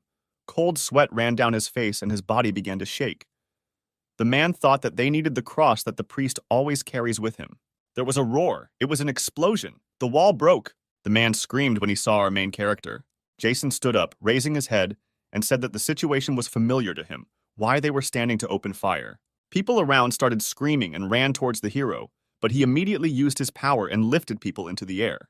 And then with incredible force he threw them in different directions. There was silence. Only a slight wheezing from pain could be heard. Jason suggested starting a conversation. He immediately, in turn, stated that he did not know which person gave him the weapon. He also added that he said that government troops would arrive soon. In any case, in such a situation, our brother has nothing to wait for. He asked to forgive our protagonist, but Jason, in turn, said that he only deserved death. There was a crunch of bones as Jason threw the man's corpse to the ground. Our hero stood thoughtfully on the roof and looked into the distance. He thought that 8 snakes came out. There was a possibility that the manipulations of the High Ones were behind all this. Jason remembered her death and his fight with Mayor Ricky. Behind him stood Sergeant Julie, watching him. The major felt her gaze. He called her. She immediately came down from the roof. He ordered her to be sent to headquarters and a general meeting to be announced. The screams of the horse and the clatter of hooves were heard. Jason was fighting with someone, throwing powerful blows. With each blow, the dirt rose higher and higher. In front of our main character stood a horse with a rider holding a spear in his hands. It was a figure, 2 fighters looking at each other, waiting to see who would attack first. The horseman was the first to rush into battle, the roar of his hooves becoming even louder. After some time, the battle ended. The major stood up and thought that thanks to that paratrooper, he got a good weapon. Of all the relics, the national treasures are the clay figurine of a horseman and the golden crown, the whereabouts of which are unknown. So the possibility that it was returned cannot be ruled out, the man thought. The priest and his men were stunned. There was a loud stomp as a large army headed straight towards them. Elsa was in the lead, followed by our heroes. At that moment, our hero was already waiting for them, who looked at them, smiling slightly, because he was glad to see them all. Elsa immediately began to report on the arrival. 700 people arrived. 134 of them were hunters. The priest began to pray, saying that the Lord would really help them. Jason ordered them to gather in the conference room. Placing a map, he showed where the 4th level was. He said that there was their upper nest, in which there were about 5 dozen creatures, 6 hunters, and 10 soldiers. And as soon as the smoke cleared, they were supposed to destroy everyone who appeared. The monsters died one after another, emitting the same incomprehensible screams. Behind them stood larger monsters. Their level was much higher. These were 3 second-level monsters. Blade and Julie had to take care of them. Blade dealt colossal blows to the monster with a few swings of his new bat. Julie didn't lag behind either, destroying one. Robert defeated the latter, revealing that he was also part of our protagonist's main team. Another area had 50 first levels, as well as 2 second ones. Elsa took control of them, destroying them one by one. Eve helped her, also demonstrating great skill in handling weapons. Brad provided cover and launched numerous machine gun attacks. Near the park, there were a third and 3 seconds, plus more than 100 first. Major Jason went there alone. He called out to the rider, who wanted to fight alone. The elder spoke to him. Orange looked at our hero as well as the rider, not understanding why the man was smiling. He, in turn, advised the rider to have fun mentally, although this fun would not last long. The monsters charged, screaming and shouting. The rider also joined the fight, hitting the horse with his hooves. One after another, in an instant, the monsters flew away from the rider. They could not even touch him. He struck powerful blows with his spear, and gusts of wind scattered the monsters several meters around. Those who suffered from direct attack were divided into 2 parts, that is, in half. The horsemen moved further and further, destroying more and more monsters. The monsters couldn't even scratch the rider. Our main character rushed into battle after him, jumping over most of the monsters and going straight to the 3rd level. The monster tried to block the blow but did not feel it. It was surprised. A second later, it was cut into small pieces. Suddenly, he felt someone approaching from behind. Behind it was the 3rd level, which was already collecting energy to attack our hero. But the man immediately began to gather energy and also attacked the monster. There was an explosion. Jason's attack was much more powerful, so the monster took the blow. Orange got angry and screamed, but the major was already running towards him to kill him. With a swing of his sword, he cut it in 2. The man looked at the ground and the monster coughed up blood. At this time, the rider had already taken care of the rest of the monsters. His horse stood on its hind hooves and rejoiced. At this moment, cries of joy were heard in the central part. People were happy that there were no more monsters, and they had no one to fear. Our heroes stood on the roof and watched the cheerful townspeople. They discussed the fact that this was now their territory. Jason thought it was now the turn of where the bastard was. Sometime later, Major Jason, Sergeant Brad, and Julie met with Lieutenant Colonel Albert. The lieutenant colonel said that they ended up stealing a map of high mountains without knowing the situation, putting soldiers in mortal danger with many relics, all in order to hide a national treasure. Julie, in turn, said that all the time in the way they did this, of course, there are certain political subtleties and speculations associated with this. But the presence of a traitor is obvious, as evidenced by the testimony of the junior sergeant. Albert was thinking about getting rid of the rescue team. They took advantage of this. Is he really a major general? He also believed that one of the main tasks of the gendarmerie was to protect important individuals. His head was pounding, but the lieutenant colonel could not get rid of these thoughts. At this time, it was already dawn, and the noise of engines could be heard. A whole detachment came to search for the lieutenant colonel. They all could not stop discussing the situation. Albert began to walk away. The sergeants looked at the departing squad, and Jason immediately turned around. Sitting in the car, the lieutenant colonel continued to reason. Jason thought that once the situation improved and it was possible to import gas from abroad, this plant would become very important. So from this moment of taking over this region, the MEK Guild was no longer just a dangerous armed group. It became a threat. There were shouts from the headquarters about how to leave the traitor alone. The man told the lieutenant colonel that if the lieutenant colonel knew nothing about the traitor, then he might have accomplices. He also added that it is difficult in the army now. The slightest suspicion is enough to immediately lose your braces. On the street, one could hear the joyful cries of children playing with a ball. Albert continued to leave Jason, and the memories never left him. Night fell. Darkness reigned in the mountain tower. The air seemed heavy. The king's stone glowed red and was surrounded by armed men. 2 men stood in the tower and watched what was happening. The major general spoke about some problem in the region, to which the colonel replied that this problem would not become a serious problem. We were discussing our main characters guild, but suddenly the colonel said that in a pinch, they could accommodate monsters from another region, so there was no problem with that. The fact that it would now be impossible to penetrate this region even with a tank was also discussed. The major general was lost in thought. The colonel looked at him and could not understand what the general was thinking about. He asked the colonel what was happening with the 8th Division, to which he replied that it was currently being replenished with new personnel on the front line. The colonel replied that the terms of cooperation were unacceptable and time was needed. Suddenly, a man approached them. It was Major Ricky. They asked him why he suddenly came to them. There was a smile on his face as he handed them the letter. At that moment, a ship was moving through the water. Suddenly, he stopped, and a man in a diving suit approached the edge of the boat. He jumped into the water and then began to swim. Blade said that there should be no one at the bottom of the sea. Going there alone is still dangerous. Elsa revealed that John was created as a result of the draining and connecting of 3 islands as a result, so it is impossible to determine the exact location of the relics. Plus, the the bridge is now destroyed. Scott suggested simply blowing it up, to which Eve immediately said that if there was no bridge, it would be difficult for the survivors to get out of there, and besides, they had no evidence that he could not swim. Jason said his final decision was that the 100 people who woke up would set up an ambush in front of the bridge. You two would do it if the monster didn't disappear from the map within 4 days, he ordered Julie. And Brad leave. Swimming to the shore, he unwrapped one of the blankets in which PSG-1 was wrapped. Our main character, Major Jason, was in a diving suit and thought he was starting to destroy his target. At that time, monsters reigned in the city. There was a large crowd of them. The screams could be heard for many miles around. They destroyed everything in their path, moving forward and destroying more and more. Behind the entire crowd of monsters, there was also a leader. His size was much larger than the others, and his eyes were bright green.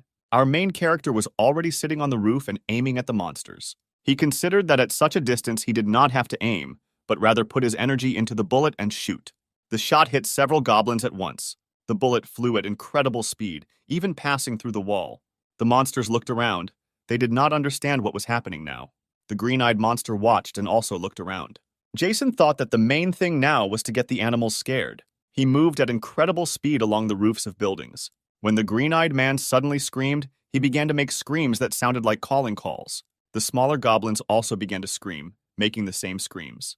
When suddenly the green-eyed man hit the ground with his fist, killing several of his charges, after which he began to destroy everything around him, including attacking monsters. He ate several pieces. The animals were shocked by this. With one of his blows, he broke the building in half. Suddenly, a horseman appeared and watched what was happening. The green-eyed man immediately ran towards him. The rider raised his spear and prepared to attack. The huge goblin was many times larger than the rider and the horse. Our main character was aiming at the leader. He wanted to try to kill him with a rifle. There was a roar, dust rose from the impact of the wave, and nearby buildings collapsed. A fight broke out between the rider and the green-eyed one. On the roof, our main character also shot at monsters, like the leader. But the monster managed to dodge the bullets. The rider dealt a small blow to the monster. He turned his horse and prepared to defend himself. At this moment, Jason did not stop shooting at the monsters. The man managed to hit the monster, hitting it right on the head, and it, in turn, began to scream. The battle of our heroes with the green-eyed monsters did not stop. The leader received several blows but did not retreat. The major continued to shoot from afar. The bullets distracted the green-eyed man, and at that moment the rider struck with a spear. It seemed that the battle between the rider and the goblin was about to end. Both were not going to retreat. The leader continued to make strange sounds and screams, as if he was trying to say something. When he suddenly screamed even louder and rushed into battle, even the ground was torn away from his jerk, and the rider also went on the offensive. The monster jumped up, trying to land a colossal blow, but at that moment Jason was already right above him, with a katana in his hands. He was approaching the monster with incredible speed. Jason said that the monster couldn't get enough of the people and monsters in the area, and he even ate his brothers. What a creature. He plunged the katana straight into her head. There was a crash and the asphalt broke as the monster fell. At that moment, the screams of soldiers were heard on the bridge. They occupied the entire bridge and waited for the attack. Conversations could be heard between the fighters about what was happening now, because the monster had not disappeared yet. Julie was talking about whether everything would be okay. There were not only green ones, but also 50 orange ones, and over 100 red ones. When he suddenly shouted that even the green monster could not resist an experienced awakener, he asked Elsa what the chances were of Jason winning, to which she remained silent. When she suddenly said that she had willingly joined our protagonist's squad, and that the only thing she could do was believe in him, the others agreed with her. She also added that what angers her the most is that now the only thing she can do is wait. At this time, there was thick dust at the epicenter of the battle. Jason thought it was impossible to break the bones, but the sword went in perfectly when he suddenly noticed the attacking monster. Our hero immediately dodged the blow, leaving the sword on the goblin's head. He jumped a few meters. The leader looked at the ground in confusion. The goblin's face was covered in blood, and Jason looked at him with a smile. At this time, the action of the figure was already completed. The major said he doesn't plan to fight him to the death, but it looks like he has no choice. He picked up stones and boulders, and then with his strength directed the monster towards him.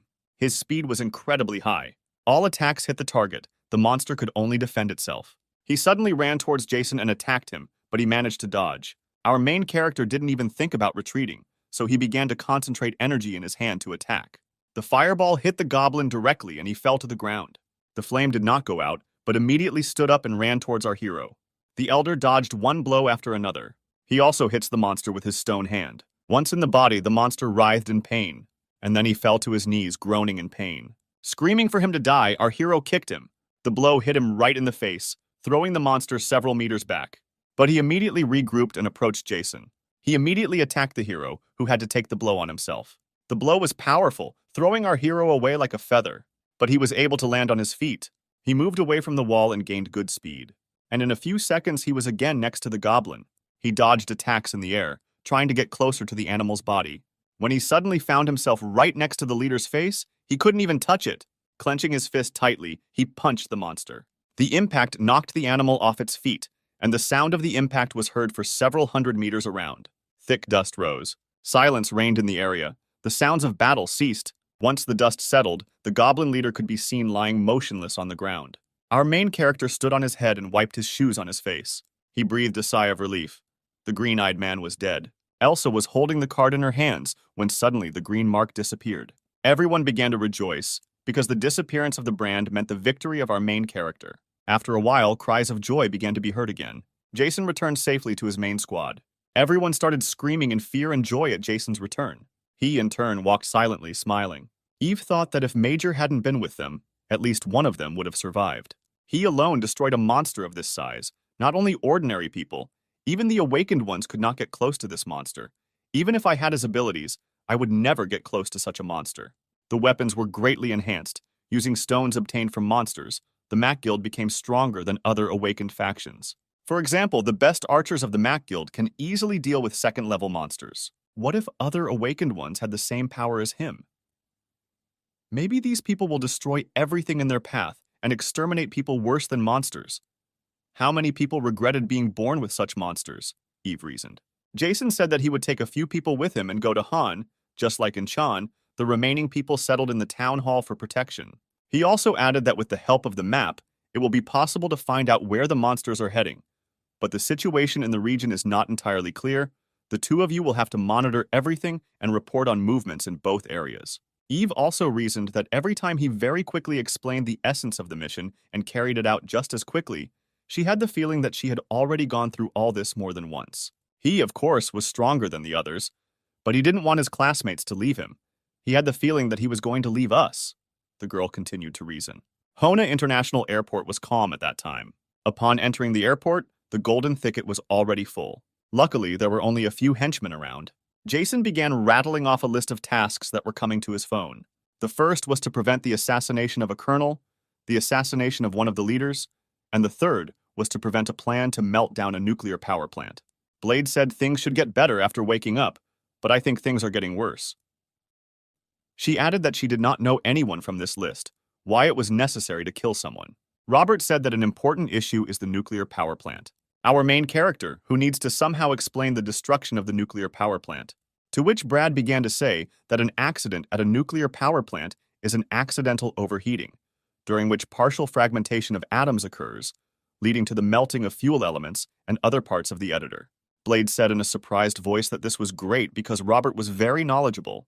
Julie added that one of the areas of Special Forces training is related to nuclear power plants. Scott added that if the shell was damaged or there was a leak of nuclear fuel, then the teacher would have already told us.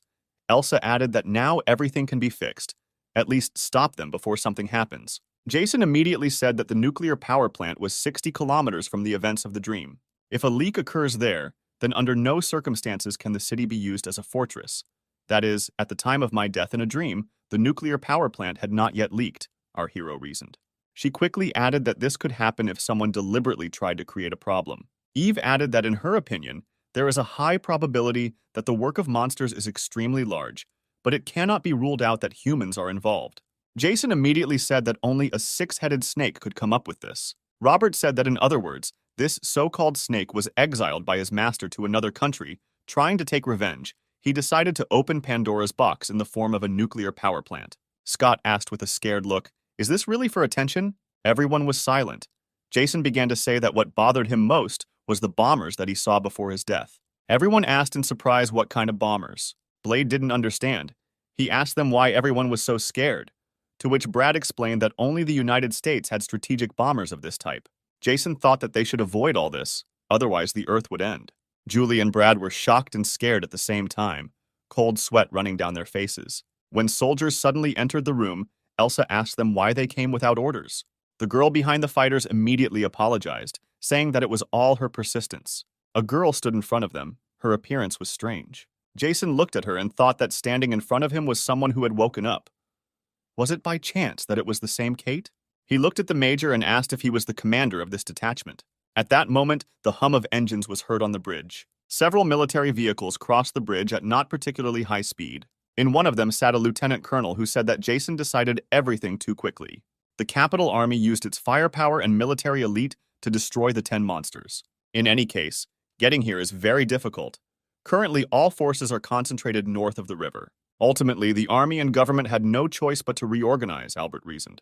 He also thought that it would never have occurred to him to call Major Jason. At the airport, Albert and Jason sat at the same table.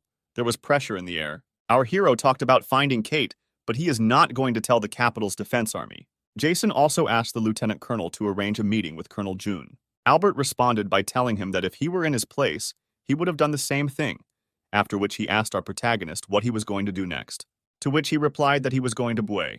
Albert told him to remember that it was very dangerous there. No matter how many people were sent there, no one returned alive. But he immediately answered the lieutenant colonel not to worry. Now the most important thing is to meet with Colonel June. This must be done no later than July. The hero began his journey. He had Kate with him, whom he took with him to ensure her protection. Upon entering the region, distant sounds of creatures running could be heard. Approaching a little closer, many spider-like monsters appeared before our heroes. The cars began to rise into the air. It was the strength of our protagonist that lifted the cars. A few seconds later, hundreds of cars headed straight towards the crowd of monsters. They drove by without even getting out of the car. Kate was surprised, because she had never seen the strength of our main character before. Earlier, the girl asked our main character to accompany her to Bui. Everyone was surprised by his words, as they had previously talked about something similar. After some time, he added that for some time, he would not be able to reach the defensive post of the capital, where his father was located. Blade wondered aloud why Bo, but Scott suddenly shouted that he was going to take the large incense burner from the National Museum in Bui, to which Jason replied that this was exactly the case. The boy asked her if she was ready to go with him. There was a pistol and a knife on the table. The girl entered the fight. Jason watched her. Kate fired the pistol and released a full magazine. The red-eyed creatures died one after another. As soon as the cartridges for the pistol ran out, the girl began to swing her sword. All the monsters of the first level also died. Jason told him he had excellent training. After some time, he collected all the monsters' crystals, after which he handed them to the girl and told her to eat them. They continued on their way. The girl looked thoughtfully at our hero. He thought about what kind of person Major Jason was. He, in turn, did not understand why she was looking at him so intently. When suddenly Jason stopped abruptly. When she left, she began to look into the distance. The girl asked the man what happened, to which he replied that the man died 4 kilometers away. At this time, people were rampaging 4 kilometers away. One chased the other. The man ran away from his pursuer in fear, when suddenly a spear pierced his back. He was lying on the ground. They said that they were tired of just killing people. Brandishing a spear, the attacker ordered the lying man to die quickly. They began to prepare to leave. Suddenly, behind her, she noticed a man watching them. The surprised man was asked who he was. A few seconds later, all the attackers were already lying on the ground. After examining one of the attackers, he noticed a black stone sword. He thought that not a single fighter had returned from Buje. Why? When Kate suddenly started screaming, the older man looked at her in surprise. As he got closer, he saw that the man was still alive. He was talking about how they saved his daughter and wife to kill the monsters.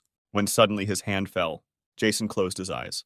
The girl asked the man why people fight among themselves and not with monsters, to which he replied that people began to kill each other from the end of the world. She asked if this happened in their country. Turning around, he said that he was the same as these attackers. The girl remained silent. At that moment, an incomprehensible atmosphere reigned in Buya. People were screaming in a large football stadium. People with machine guns were arguing that people from other units were now inactive and why only they should suffer. Our main character was already looking at them. It seemed to him that the scale of these places was much larger than he had imagined. Returning to Katya, there were people in front of him, whom he asked why they were following them. To which they began to say that they considered Jason good because he got rid of those bad people. To which Jason replied that he did not come here to save them, but so that nothing would interfere with him. He would take care of them. Everyone was surprised. They started talking about how it was originally a cult led by a woman. They were forced to join it. They kept the lower-level women locked up and abused them, and the men were forced to work themselves to death using a large incense burner. In the hands of a leader, divine beasts could summon it. Having told everything, they immediately began to beg Jason to save them and the others. Jason thought time was running out, and he needed to quickly come up with a plan of action. In some camp near Butte, in the mountains, screams began to be heard. The man ran and shouted something. A girl appeared in front of him, holding some kind of weapon in her hands.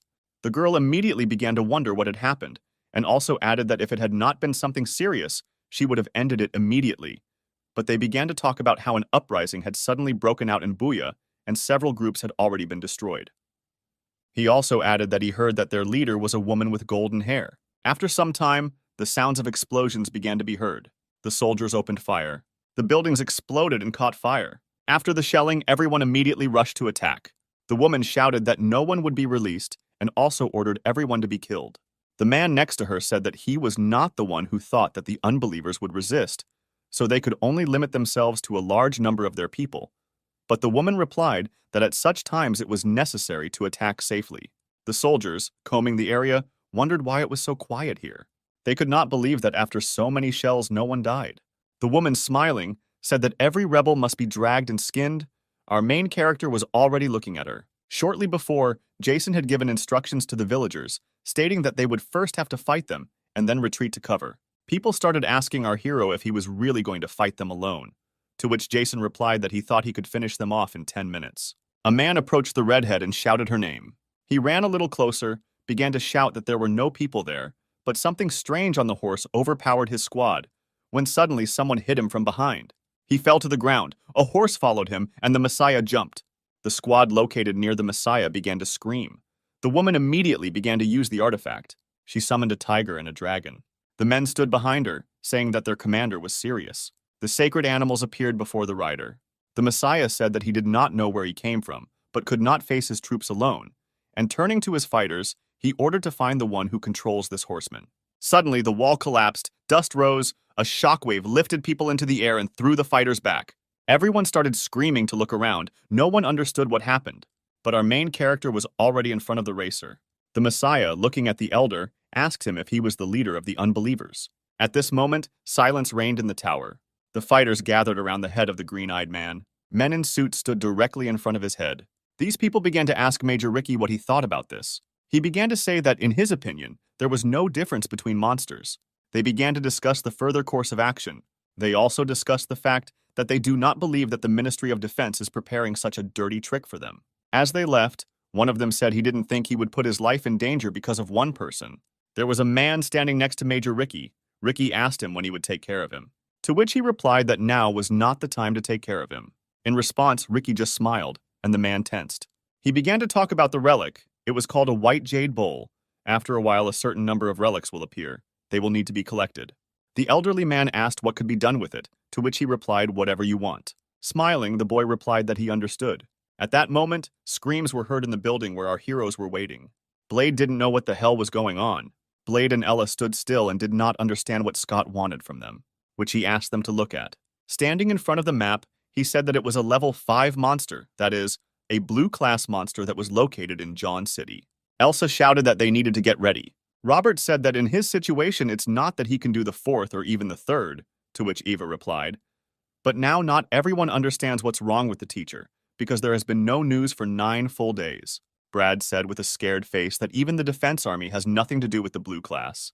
A cold sweat ran down Elsa's face as she thought about how long they would have to trust only the teacher. At this time, a battle took place between our hero and the commander of the believers. The girl was in shock. She did not understand how an ordinary person could be stronger than a monster who was summoned with the help of an incense burner. Jason and his rider easily repelled the attacks of the animals. As soon as the opportunity arose, the man immediately ran towards the woman. He used his flame power, but the girl knew how to defend herself. A little more and she would have been dead, he thought. Jason looked at her with contempt, thinking about something. Approaching her, the Messiah tried to attack our main character. She threw a stun grenade at him. The grenade exploded. No one saw anything. Everyone was blinded. But Jason was already behind the woman, his hand raised. He hit her right in the face. She, unable to withstand the blow, flew several meters back. The Messiah lay on the ground. He could not even move. On the floor, right at the feet of our hero, lay a Cyrillic alphabet. The woman struggled to get up. She started screaming that Jason was a bastard and that God's punishment would befall him. But he just looked at her with a cold gaze. Jason raised his sword, saying that if he wanted to be human even for a moment, he must die and atone for all his sins, and began to beg for mercy. Blood began to flow across the floor. Almost all of the Messiah's fighters were lying on the ground, and shouts of victory could be heard. Jason thought of a huge censer and a bronze statue of a bodhisattva. Holding the incense burner in his hands, Jason thought that he could easily destroy the level 3 monster. An excellent catch. Kate started yelling about whether it should come to that, but Jason didn't respond. She went on to say that with such powers, did she really need to kill them all? Among those killed were probably those who joined the sect against their will. Did you pay them with the same coin? The girl asked, and also said that this is not justice. Leaving, our hero said that there can be no question of any justice. This is revenge for what they did. As long as they remain enemies, they must die, the man said. And finally said that he used to think about death every day. But everything has changed. From now on, you fight for life, so sympathy is useless. Already driving in the car, Kente asked the major if they were going to hunt a level 5 monster in John. To which he replied that this is true, because it is necessary to build a base in the south of the province, and the presence of this monster poses a great threat. In John, Jason heard gunshots, but there was no pressure, meaning it wasn't a level 5 monster. He immediately ran toward the sounds, wondering what was going on. The two fighters stood in front of a horde of monsters. They said that they had run out of ammunition, and the rest of their comrades were dead. They were also finished. In front of them stood an orange monster, a level 3 monster. They said it was a shame that they were unable to complete the mission. A large crowd of monsters rushed towards the combatants. Suddenly, our main character began to use his power. The explosion occurred right in front of the two militants. The orange monster did not understand what was happening, but our main character was already approaching him. The soldiers saw little of the blast wave, but they wondered what was happening. Suddenly, the orange attacked our main character. A second later, Jason was standing behind the monster, holding his katana under him. The monster began to scream in pain, and a second later his body was cut in half. A small impact crater appeared around the monster. Kate and the soldiers looked at Major Jason in surprise. The fighters stated that Scott sent them to deliver a letter. The letter contained Scott's reasoning, in which he came to the conclusion that someone specially brought the blue-eyed man to the city. Jason immediately thought of a 6-headed snake, and the fighters too. Talked about how everyone was preparing to fight the monster. Jason thought that someone had summoned the monster. The power of the artifacts was involved. These two fighters, along with the others, left 4 days ago. But the day before yesterday, the monster overtook Chan. There is a high probability that now the city has turned into hell. If the military had originally wanted to destroy the Mac Guild, then not only would they have been allowed to cross the bridge, but the bridge was completely destroyed. No, it's not time yet, no matter what Jason thought. Everyone was in a hurry somewhere. She got into the boat. The boy stood with his head down, thinking that everything was not going as they had planned. The fighter reported that the bridge was destroyed. Everyone lowered their heads. At this moment, our heroes were heatedly discussing something when Scott suddenly shouted that this was a 6th-level monster, which was a dangerous criminal even for its owner. Elsa said in a calm voice that they do have a choice. They don't know where the monster came from or where it is going. They can't guarantee the safety of all citizens, so they must be prepared for war. Everyone was shocked. He also added that they need to gather all those who have awakened and are capable of fighting. Their goal is not victory, but resistance for as long as possible. Blade said she now understands why the commander entrusted her with command. She said that she would join them because medical personnel were needed during the battle. Scott said they can only hope the letter reaches the teacher. A few days later, the heroes began to fight the creature. Julie and Brad were lying on the floor, unconscious. Eva's condition was deplorable. She also lay unconscious. Robert sat leaning against the wall. He couldn't even move. The monster stood on top of a destroyed building, spreading its wings. Elsa and Blade's appearance was also deplorable. They stood with all their might. Suddenly, there was a roar. The monster attacked. She stood behind the wall, watching everything. The monster began to attack our heroes. They, in turn, prepared to take the blow. Blade raised his bat with all his strength. Elsa raised her machine gun. Their bodies were on the edge. There was a tank near the battlefield, as well as special military equipment, which was destroyed. There were an incredible number of fighters there.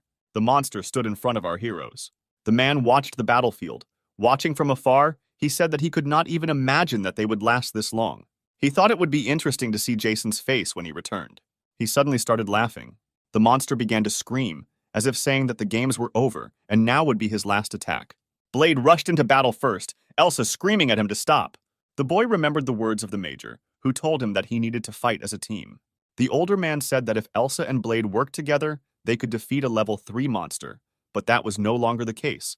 So Jason at that point told them to retreat if the monster was a much higher level. Blade thought he was tired of retreating. Robert looked at Eve and talked about how he could believe he was fighting such a monster. She ran up to him, holding something in her hands, and told Robert to eat her quickly. He said that those who can move must be raised first, and why they have no choice but to retreat. Elsa shot at the standing monster. The girl managed to move and deliver direct blows. The monster began to scream even louder. He became angry. At this moment, Blade was already attacking him. Elsa thought the rifle was useless, and Blade thought his strength was now stronger than a cannonball. He delivered a direct blow directly to the creature's head. There was a crash and dust rose. Robert and Ella turned around because the sound of the impact was very loud. Blade stood over the monster's head and smiled. When Elsa suddenly shouted at him to leave quickly, he ran towards him. The monster quickly stood up and threw our hero behind his head. The girl received a direct hit. Our heroes scattered several meters in different directions. She called their names. Robert was scared. The girl immediately stood up. When suddenly there was an explosion, the girl turned around. Everyone was scared by the explosion. But as soon as the girl turned around, she saw a man standing right in front of her. Blade stood up with all his strength and said that he was not that easy to kill. Our main character stood in front of Elsa. Blade and Elsa were surprised. They didn't expect it to happen so quickly. The others were also stunned. The major immediately ordered the wounded to be taken and left. Everything else left in his hands, after which he praised them for holding out so long. Looking at the monster, he shouted to them not to stay there, but to leave as quickly as possible. After which he immediately rushed into battle. Elsa shouted that Jason could not resist this monster alone. When suddenly the sound of hooves began to be heard, it was the horsemen. And the animals, like the rider, appeared behind them at incredible speed. They couldn't understand what it was or where it came from. When suddenly Kate shouted that this was the relic she told them about before leaving. Kate, using the power of animals, remembered the words of the master. He gave her the relic. The girl thought that she didn't have as much energy as him, so he gave her the relic. The horseman was the first to enter the battle, striking with his spear. The rest of the animals began to throw the monster to the ground, and our main character was already in the air above him. Major Ricky was still watching the battle. I was not pleased that our main character arrived so early. Katya shouted that if this would not be a problem for them, then they should take out the bronze statue. She also explained how to use it. At the end, she added that she could not use 2 relics. Blade held the statue in his hands and looked at it. Elsa looked at the current master in shock, thinking that he had become even stronger. A fight has already begun between the monster and Major Jason. The monsters also attacked the creature, not allowing it to rest for a second. Jason looked at the monster with a cold gaze. Suddenly, a monster emerged from the dragon and ran towards our main character. He released several spikes, and naturally the hero easily dodged them. And a barrier was erected over our heroes to protect them. Jason began to chop down the thorns that the monster was throwing towards our heroes. Due to the fast movements of our hero's katana, a strong wind arose. The monster stopped attacking our heroes. The rider and the monsters began to disappear. Jason took off his jacket and threw it on the ground, ready to fight. He looked at the monster, studying it. Raising his katana, he said that he was thinking about fighting a level 5 monster and that defeating it would be much easier. Raising his daggers into the air, he said to the monster, "Let's do this." The monster began to scream, as if he agreed with our hero. Jason sent daggers towards the monster, and then he jumped high into the air. But the monster did not pay attention to the daggers. He immediately raised his head and opened his mouth, collecting energy in his throat. There was an explosion and flames rose. Everyone was shocked. They thought that the monster had hit the hero. He attacked our hero with some kind of lightning. Everyone was shocked. They thought that the monster had hit the hero. But Jason successfully dodged it, moving quickly on the ground and preventing the monster from attacking him. He continued to shoot some kind of beam at him. But the monster never hit Jason. Our hero thought that this monster has good hunting experience, which is why he fights so well. The monster has finally struck our protagonist. Jason's entire body tensed, and blood began to flow from his mouth. Dust rose because the shockwave was incredible. The older man was able to stop the blow by blocking the monster's beak with his katana. When our heroes saw Jason's condition, they tried to get closer, but he shouted that they would only be in the way. Jason's clothes began to tear as every muscle in his body was under critical tension. But he was able to escape. He attacked the monster and repelled it. Jason thought that he could not hold out for long. He needed to wait for the right moment to attack. The monster began to gather energy again. Everyone was shocked. Robert stated that his combat power far exceeded human capabilities. And suddenly Jason thought in his heart. At this point, the battle between the monster and our main characters continued. Jason used all his strength to create the moment to attack. As soon as the monster hesitated for a moment, Jason immediately ran towards him. He plunged the katana straight into her chest. He started screaming in pain and started to pull away. Everyone was speechless because no one could believe that their commander could defeat the monster alone. The monster began to attack buildings. With one paw, he tried to grab the major, but he managed to jump to the nearest building. The man thought that this was his last chance, so he needed to act in his own strength. He began to accumulate energy in his hand. At this time, the monster had already begun to attack our hero. Jason gave his last strength and screamed. Suddenly, a katana pierced the monster's heart. The creature froze and began to descend. They both started falling to the ground. The fifth level was defeated, but our main character's injuries also turned out to be critical. After some time, our heroes carefully approached our hero and helped him. He climbed onto the creature's head and walked slowly, swinging his katana. Everyone was screaming as level 5 had been defeated. Eva lay down on the ground and looked into the distance, smiling. Julie and Brad also began to stand up with surprised faces. Major Ricky, watching the battle, could not believe his eyes. Angry, he broke his binoculars. Jason stood over the bird and looked into its eyes, when he suddenly waved his hand and took out a blue stone. Everyone watched Jason carefully. No one knew what would happen and who the awakened one would become if he ate the blue stone. The eldest swallowed the stone and there was silence. Ricky thought this shouldn't have happened. He got on his bike and rode off. Sometime later, Major Jason and Lieutenant Colonel Albert met. We talked about meeting with the colonel and the defense commander. The lieutenant colonel listened carefully to Jason, and after listening to him, said that he would make a new date with the colonel. Albert also told Jason that he probably wouldn't be able to negotiate calmly, to which our hero replied that he was not only thinking about negotiations. At this time, people were shouting about some kind of rally. Suddenly, Scott yelled that it was time to take a break. The current battle has resulted in numerous casualties. The survivors and wounded were sent for treatment and recovery. Although not many fighters remained, for some time they did not have to worry about monsters. This killed creature was so large that other monsters looked like ants against its background. No one was allowed to be alone. Scott looked at our protagonist and thought that after all, it would be much easier for him alone. Scott ordered everyone to go to the workshop. When they entered, they saw a creative mess. Everything was scattered. They were greeted by Redval. He immediately greeted them and then said that these were weapons and armor made from the teeth and bones of the orcs and the Vulture King. He began to talk in detail about what he had done. Everyone listened attentively to the story. Kate will use the incense burner to focus on defense, and Ella will receive a bronze figurine to heal wounded soldiers. The rest received weapons, which they had to quickly get used to. The weapon felt heavy and difficult to use, but in reality, everything went wrong. Jason simply upgraded his old katana. Jason took Scott with him on the trip, and they were also accompanied by Lieutenant Colonel Albert. Scott could not believe that the neighboring town had been so destroyed, to which the Lieutenant Colonel replied that if it had not been for the dragon, the town would have been saved, with Albert also stating that they would not be able to cause the slightest damage to it, using all your firepower. After Albert said dragon, our main character immediately remembered this monster. Suddenly, the military cargo stopped. The Lieutenant Colonel opened the window and asked why they were stopped, to which the fighters replied that they were currently fighting monsters and that the exact number of monsters had not yet been established. There were shouts nearby that a new wave was coming. While they were being shot at, the soldiers shouted not to let them through. The soldiers continued to shoot, and the smell of gunpowder was thick in the air. The monsters began to break through. The first row of fighters began to retreat when Jason appeared in front of them. He told everyone to back off and shut their mouths. The monsters were still approaching, heading straight for the fighters and our hero. Jason, when asked who he was, replied that they would definitely find out who he was. He threw the cartridge straight into the crowd of fleeing monsters. After some time, our fighters arrived, entered the building, and began shouting Jason's name. Everyone was shocked to see him repeating his name. The senior officers were silent, looking towards the entrance. Jason walked into the building with a smile on his face. The lieutenant colonel was smoking a cigarette and, looking into the distance, something confused him. Exhaling heavily, he took a deep drag on the cigarette and threw it away. The commander and the major were sitting at the negotiating table. Jason glared at him, showing his displeasure. The commander, in turn, tried to understand what our hero would now demand. The rest of the fighters were also tense because there was pressure in the air. Scott, standing next to the elder, thought that everyone was very calm and sweaty due to the atmosphere here.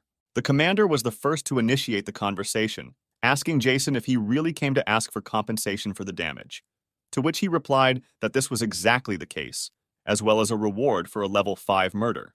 The commander, in turn, said that they call themselves an independent organization, but they ask the military for a reward. The commander also added that they came here to threaten, to which Jason replied that if they want to accuse them of something, accuse them. When suddenly the man shouted that he had had enough. Our heroes were surrounded by soldiers and machine guns were pointed at them. Some fighters remembered the strength of our protagonist and were afraid of even the slightest movement. Jason exhaled as calmly as possible, after which he stated that he did not threaten anyone, but only asked for payment. Suddenly, a wind appeared in the room, which began to knock everyone down, exerting incredible pressure. Jason released a small portion of his powers. All the fighters were trembling and did not understand what was happening. Jason asked them if they really wanted blood to be spilled. Everyone began to tremble even more as a stern aura emanated from our hero. Suddenly, the general announced that his proposal had been accepted. The colonel tried to dissuade the general, but he closed his mouth. Additionally, after some time, the general added that he had one condition. They must take care of a green rank monster that was heading to the mountainous area, which Jason agreed to, but also added that they must give him the 4 relics. When our heroes left, the colonel asked the general why he decided so, to which he looked at him with a contemptuous look and said that he was an idiot. He added that they could execute the guy, but they shouldn't risk destroying him. He also talked about how he now has no choice but to pay. Going outside, he met Major Ricky, who greeted him. Jason, for his part, remained silent. Extending his hand, he told our hero that they had already met once, but then they could not properly get to know each other. Suddenly, the teacher interrupted him, saying that they had seen him twice and that he should not accidentally forget him in Bucha. They walked towards the bank. Scott wondered if the two were actually going to fight. He thought that now would be the best time to go in search of the relics. Ricky scratched the back of his head and told Jason to break up with him right then and there if he didn't like him. Jason asked him why he brought a level 5 monster to Butch, to which he replied, and that was it. He began to talk about a relic called a white jade bowl. He said that this bowl, after introducing mana into the relic, a drink is formed in it. When you drink it, an aura is created around you that attracts monsters. To which Jason replied that now he was starting to understand. On the way home, Scott told Jason about the relics he had captured. They began to talk about a 6-headed snake. Jason also said that he would cooperate with anyone in any case, only his guild would benefit. After a while, Jason said in a rough voice that he would deal with a level 4 monster. When they reached their destination, they saw many corpses of dead monsters. After walking a little more, he noticed a creature in the distance with 3 glowing green eyes. A 3-headed creature appeared in front of him. He immediately rushed to the attack, intending to kill our hero. He prepared to take the blow. The monster's screams were a terrifying level 5 scream. There was a noise that spread for several kilometers around. Lieutenant Colonel Albert was in charge of all this. The combatants were also close, and there was tension in the air. One of the fighters holding a camera said that he expected a lot from the blue-level monster, but not that the fight would be one-sided. Suddenly, the lieutenant colonel gave the order that it was all over. They were returning. Our main character stood up and looked at the monster lying on the ground. His entire body was mutilated and also torn into several parts. Jason took the green crystal from the animal's body and ate it. Several other men also watched the fight. They were stunned by the strength of our main character and could not believe what they saw. 2 militants noted that they were afraid to give him the letter because it seemed to them that he would also kill them, like a monster. A quarrel ensued between them. A man stood behind them. Feeling that someone was behind them, they immediately grabbed their weapons and turned around, aiming at the man. This man turned out to be our main character, Major Jason. He praised the fighters for their excellent response and also suggested that the general had sent them. The letter was handed to him, and he began to read it carefully. Having finished reading, he crumpled up the letter. 2 soldiers asked the hero if there would be an answer to the general, because he ordered to return to him.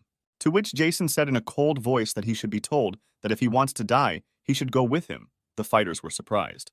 At that moment, a noise was heard in my head. The table was broken, and the people nearby frowned. The person who broke the table was saying that this bastard is actually trying to gain autonomy to absorb the entire Zhong zone.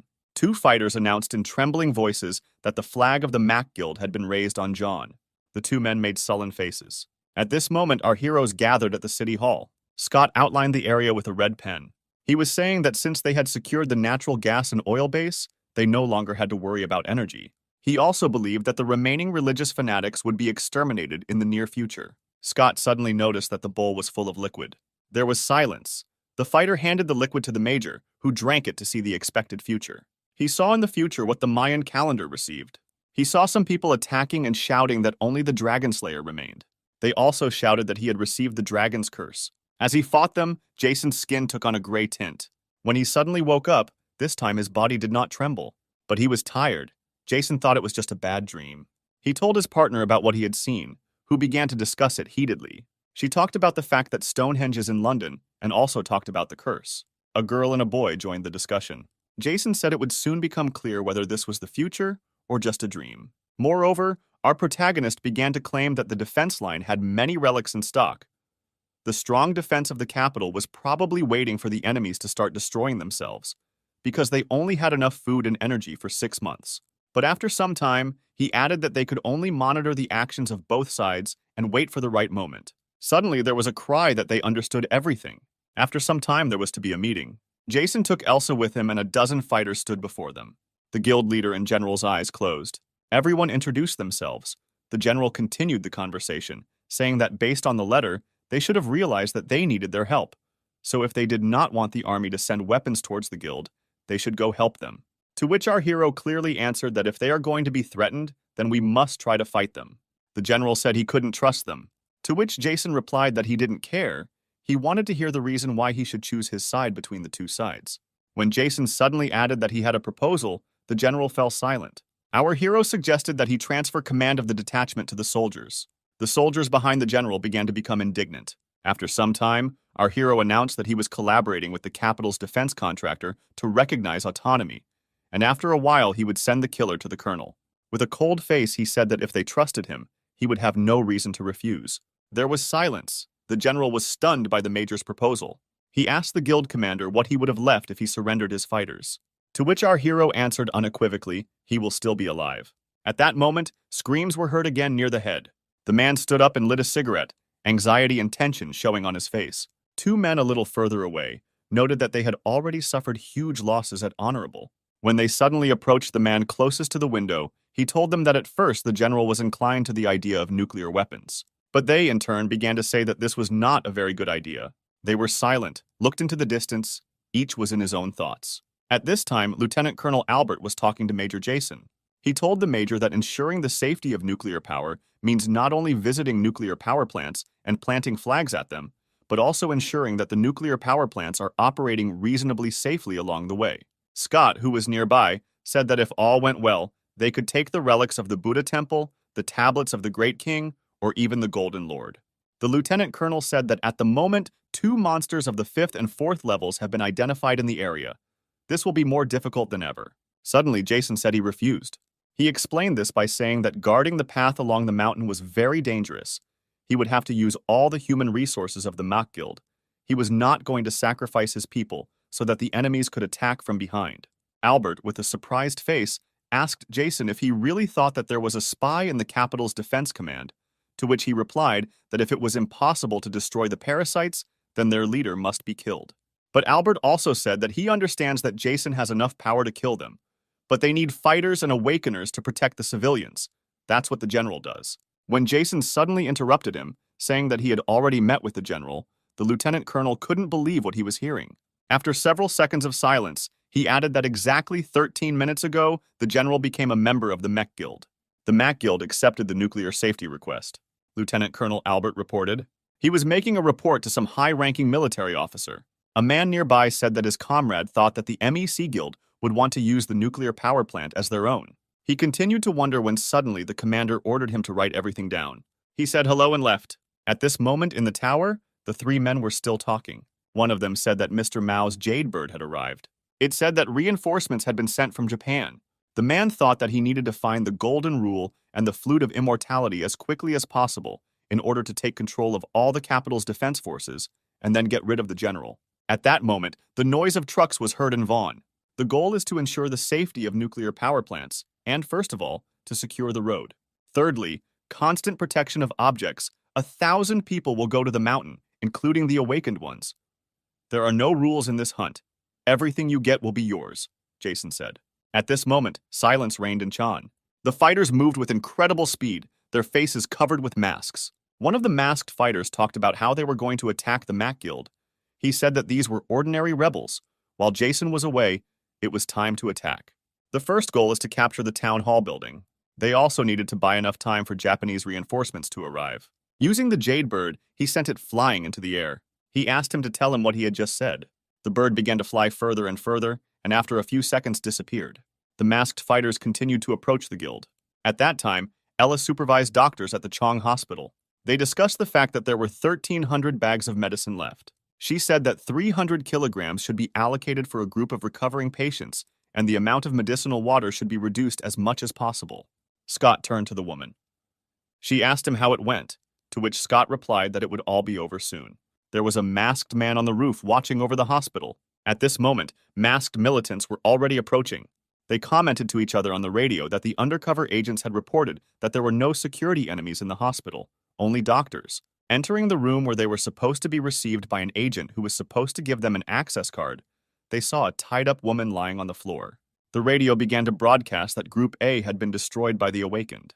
The masked fighters began to fall to the ground one after another. Our protagonist looked around the room. The radio was screaming at the group to report the situation. The screams did not reach the radio. No one responded. The man on the roof winced and thought they knew everything. He immediately wanted to leave and report everything to his boss. He immediately took off, moving at incredible speed. At that moment, there was silence in the tower. Everyone was waiting. The lieutenant colonel said the special forces use infiltration, assassination, and kidnapping skills. He also added that he couldn't believe that someone else was trying to kill Jason. It was a waste of time. The man on the roof had already informed his boss about what had happened.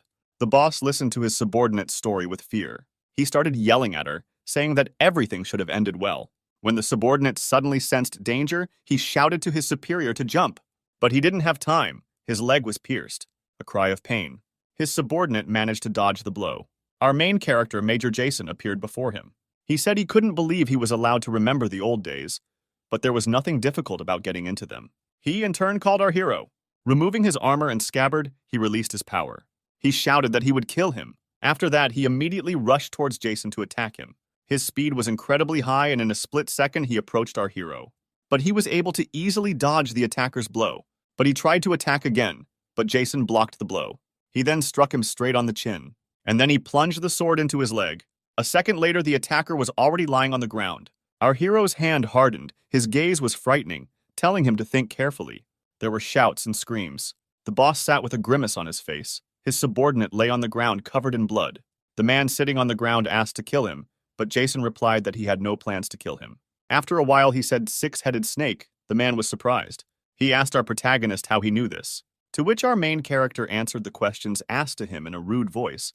The first question was why they made a deal with someone else, if they had an agreement with him, to which he replied that they sent monstrous stones that they managed to obtain during the hunt. In exchange for relics and information, he was tasked with finding the real artifact. He spoke of the Flute of Immortality and the Golden Ruler. Jason thought about it. He thought about the actions of the six-headed snake, as well as the artifacts, when suddenly some hands took the boss by the shoulders. He got very scared, screamed. Jason turned around. A grenade was flying towards him at high speed. Our protagonist managed to react by raising a barrier to protect himself from the explosion. Masked fighters appeared and threw shurikens at our hero. But Jason immediately began to use his power. The masked fighters began to fall to the ground one after another. When they suddenly began to retreat, it seemed that they were simply distracting our hero's attention. Jason noticed this and immediately turned around. He saw the leader lying on the ground, his body covered in blood. Looking at the lying fighters, Jason thought about what the ninja were trying to prove. If they really wanted to show their confidence, our hero also thought about the relics of another country and the six-headed snake. He reasoned that Japan's strength should not be underestimated, but its army was small and the situation was much worse than theirs. He declared out loud that he could not allow enemies to set foot on this land again. The wind began to pick up and pressure appeared in the air. The soldiers returning from the forest reported to their commander that they had seen the man for the first time. But his strength was incredible, and the aura emanating from him was terrifying. They further added that despite this, the assassination mission was completed successfully. His commander thought that the authorities had long been dissatisfied and could avoid suspicion of his death. Thanks to this man, in addition, this man's relationship with the six-headed serpent made it difficult to attack these lands. Suddenly he shouted, "What a great job!" and they returned. When he suddenly threw a dagger straight at one of the fighters. He, in turn, jumped back. It was our main character. He caught the dagger right in front of his face. The nearby ninja fighters immediately jumped back. They were afraid of Jason's strength. They did not understand when he managed to confront them, because they were retreating at high speed. Jason asked them why the hell they were breaking into foreign lands, and he got angry. When their commander suddenly shouted that they should not stand, but attack, everyone immediately ran to our main character. The kunai that Major grabbed began to glow blue. A fight broke out between our main character and the ninja fighters. One by one, they flew away from the hero and could not even touch him. A minute later, the last ninja fighter fell to the ground. His commander was shocked because he could not even imagine that such a strong fighter was in front of him.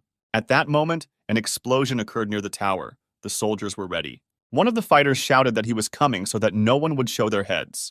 Their commander watched all of this silently as they gathered, after which he radioed that when Major Jason arrived, not to attack, but simply send it to him. He thought that he should be careful and wary with this man, because it was difficult to guess what could be expected from him.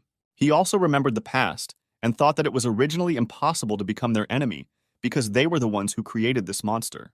In the boss's memories, our hero's face seemed stern and merciless. He remembered him as a killing machine with no emotions. The radio said that Jason was in the air behind the glass. The commander approached the glass. The eyes of the major and a member of the high command met. The old man asked the guy how he was going to control and manage the citizens in the future, to which the guy replied that of course he would not be able to rule the country, including the civilians, but that the 8th Division would become part of the MEC in the future. Guild. The elder was surprised. He could not believe the major's words. When he suddenly laughed, the Mech Guild commander didn't understand why he was laughing. At that moment, screams of soldiers and the hum of equipment were heard near the station. The Mech Guild fighters stood and waited for the leader's orders. Elsa said that as soon as the negotiations are completed, a signal will be received from the master. Soldiers in camouflage uniforms also prepared for battle on Goethe Street. One of the fighters said that he was very nervous. They had planned this event many times, but had still not been able to implement it. A loud sound of engines began to be heard. It was the sound of tank engines. It was a clear day in Tokyo at that time. In Edo province, screams were heard from the castle. There were flames burning inside the castle, expanding and expanding with each passing second. There were 4 men dressed in old samurai costumes. When he suddenly shouted that Mr. Musashi had arrived, everyone knelt down. The girl stood up and looked straight into Musashi's face.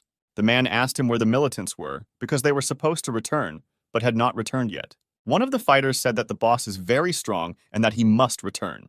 Smiling and looking around, he said it was time to go.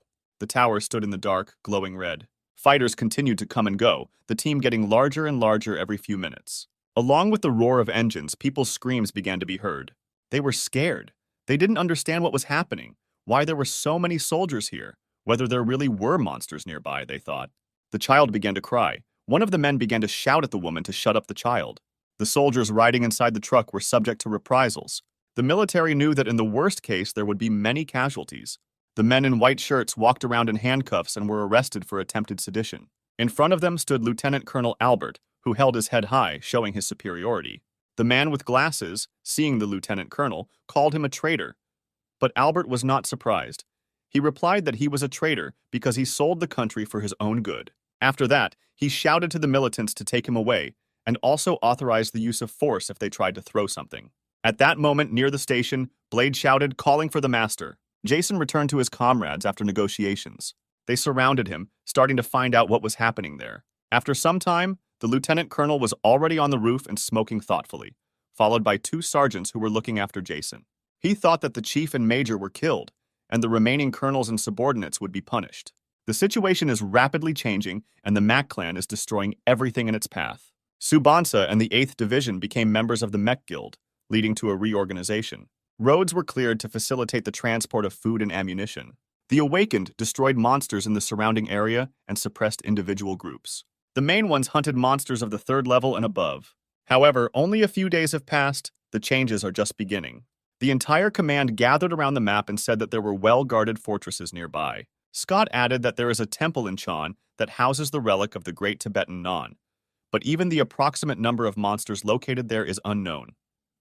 This artifact is comparable in power to a silver cross or pure rain. Elsa said that it was in this area that the 2nd operational command was located, and apparently it would be easy for them to defend themselves from attack due to the characteristics of the territory. Jason, interrupting her, said that the 2nd operational command does not have tank or artillery units under its command. He believes that in this case, the support of the chief will not hurt them and he can be recruited. Albert said that the 6-headed snake will collect the most powerful artifacts to ensure the safety of the fortress, and those who can obtain the artifacts first will have an advantage in the battle for monster stones, which are the most important currency of the domain.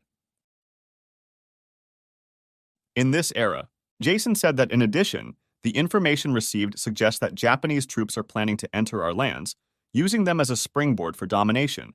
He also suggested that they already know about the death of the leader. The general also began to talk about this topic. Elsa asked Jason if he was serious about crossing the mountain, to which he replied that it would not be easy, and they could suffer heavy losses. They need to very calmly arrive and clean up. Sweat ran down the general's face and he asked if he was going alone, to which Jason replied that he thought correctly. At this time, shots were heard in Daegu, surrounded by mountains. The streets of the city were empty. The girl quickly ran. His gaze was a little frightened and sweat was pouring down his face. She was pursued by several armed soldiers who shouted at her that she would not run far. They screamed at her to give up, but she screamed at them to get as far away as possible. The girl hid behind a concrete wall, after which she began to aim at the militants who were pursuing her. She started shooting at them, and the military immediately began to retreat to cover, after which they opened fire on the girl, who in turn took cover with a wall. As soon as the fire stopped, the militants headed towards the stairs to go upstairs. Suddenly, one of the fleeing militants fell to the ground. The others began to fall behind him and someone shot them. They shouted to the surviving fighters to retreat and hide. Suddenly, a grenade flew towards them. There was a powerful explosion. Two men ran up to the girl and asked if she was safe. She started yelling at them because it was dangerous here, and they, in turn, said that they couldn't leave her. After a short discussion, they left the building. The girl was worried about her classmates. Sweat was running down her face. They stepped back carefully, looking around to make sure there was no line behind them. One of their comrades urged them on because someone was waiting for them. Suddenly, the man behind him shouted at him to retreat, but it was too late. The ninja fighter attacked him. Fighters appeared in front of them. The commander of the masked fighters ordered to quickly kill them, but then our main character appeared. His gaze was as stern as always, and his aura was intimidating. The man with glasses slammed the table angrily. He shouted why no one had come yet, because they must have already caught this girl, and at that moment the subordinate consoled him. Hearing the words of his subordinate, he thought that it was true that, as a last resort, the Japanese would intercept him. Jason looked around as if trying to find someone. The men and the girl were scared. They did not understand who was in front of them and what they wanted from them. The ninjas began to surround them. At that moment, the men raised their machine guns and started shooting. But they did not wait. They attacked in response. One of the men already thought that his life was over because there were no options to avoid it. Suddenly, in the blink of an eye, he was thrown back. The blow was strong. The crunch of bones was heard. The man nearby also did not have time to dodge the blow of the katana. But then our main character appeared again and managed to protect him. The rest of the ninja fighters immediately attacked him, shouting that they needed to kill Jason as quickly as possible. But the elder had already released his power. Using it, he threw the attackers back. A loud sound of bones was heard. Moans were heard. People fell from the sky. At that moment, our hero walked past them. Their commander quickly approached the attack undetected. He had a smile on his face, but Jason kicked him in the leg as clumsily as possible, causing him to stumble. He didn't even understand how he ended up in the air. But he quickly regrouped and tried to attack the teacher, but he hit him in the face. Jason seemed to lightly touch him, but the fall broke the ground. Looking at the standing men and girl, he asked them if they had taken control of this area, and if so, he would ask them some questions. They were stunned by what they saw. They could not believe what they saw.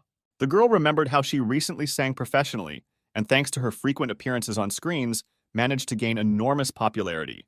However, when he returned home from work, the whole world turned upside down. The reality is worse than in the movies. He didn't even realize right away that this was the real world, because when he was driving home from work and saw the monsters, he thought they were making a movie. At that moment, he realized that he needed to get to Seoul. In this case, she would not have to see either monsters or the antics of crazy idiots. For some reason, then Getu was free from monsters. Therefore, all the survivors moved there, hoping that they could unite all their strength and overcome this hell. Therefore, they followed the second operations command located there. In addition, she always gathered and calmed people, taking advantage of the fact that she was a celebrity. They sincerely believed in her, which brought considerable benefits. However, at some point the situation changed, and the second operational command began to perform strange actions. They began to send people to the lair of monsters, where they forced civilians to work. She could not understand why tens of thousands of people with crooked shovels and lanterns risked their lives trying to desecrate the royal tombs and tombs. She later learned the real reason why they needed to get out of those very tombs. But this is not so. It didn't matter anymore. Since then, there were only two categories of people left in Getu: those who had already been taken away, and those who did not want it. The last leader of the rebels was Joe, and she sincerely believed him, so she became a member of the resistance. The girl told her story while in the warehouse. At the end, he added that their leader was kidnapped by this scum. Our hero asked them what they were going to do next, to which the girl firmly replied that they were going to save the leader. The boy immediately asked them if they had any plans. He also told how his leader was captured. Jason told them that if the military could get information from their leader, they would fall into a trap. Jason turned and walked away, saying he would save their leader. They were confused because why would he save him? At this time, silence reigned near Daegu City Hall, and night fell. Moans were heard in the basement of the building. The beaten man was sitting on a chair, his clothes were covered in blood. His entire body was mutilated, with nails protruding from his hands and feet. The mouth was tied with a rope. There was not even a place to live on the face. The door to the room opened and two men entered. They were Japanese. One of them was wearing a military uniform, and the other was wearing samurai armor. The rope was taken out of his mouth. The man in turn immediately asked why they were returning, because they would not break him. The Japanese man in military uniform said that if he accepted their offer, they would help them. The tied-up man, smiling, began to say that this was an excellent offer, but he simply needed to get rid of the major of the second operational command, because now he needed not only to improve the climate, but also to increase his salary. When his face suddenly changed and he added that "Stop playing soldier, the country is rotting because of you."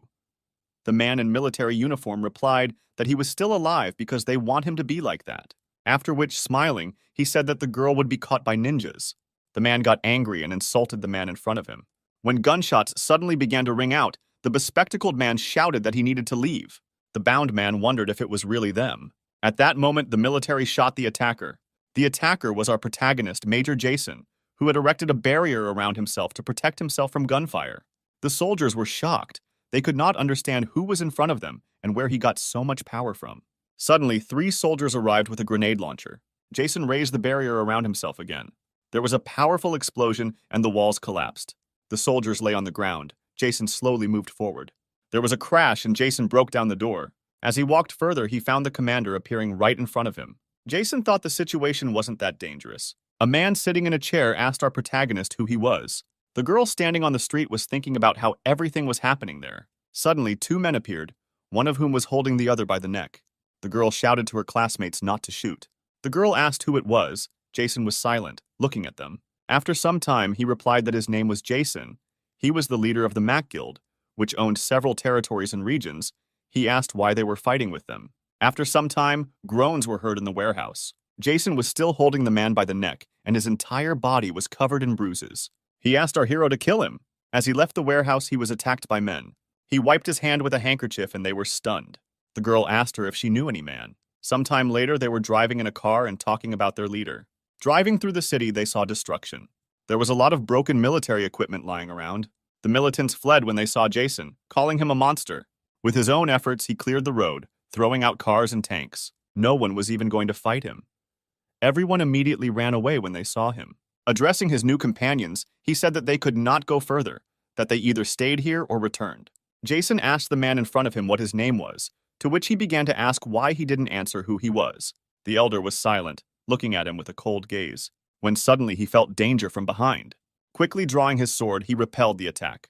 The man behind the teacher asked him what was going on here. The samurai stood right in front of our hero, holding a katana.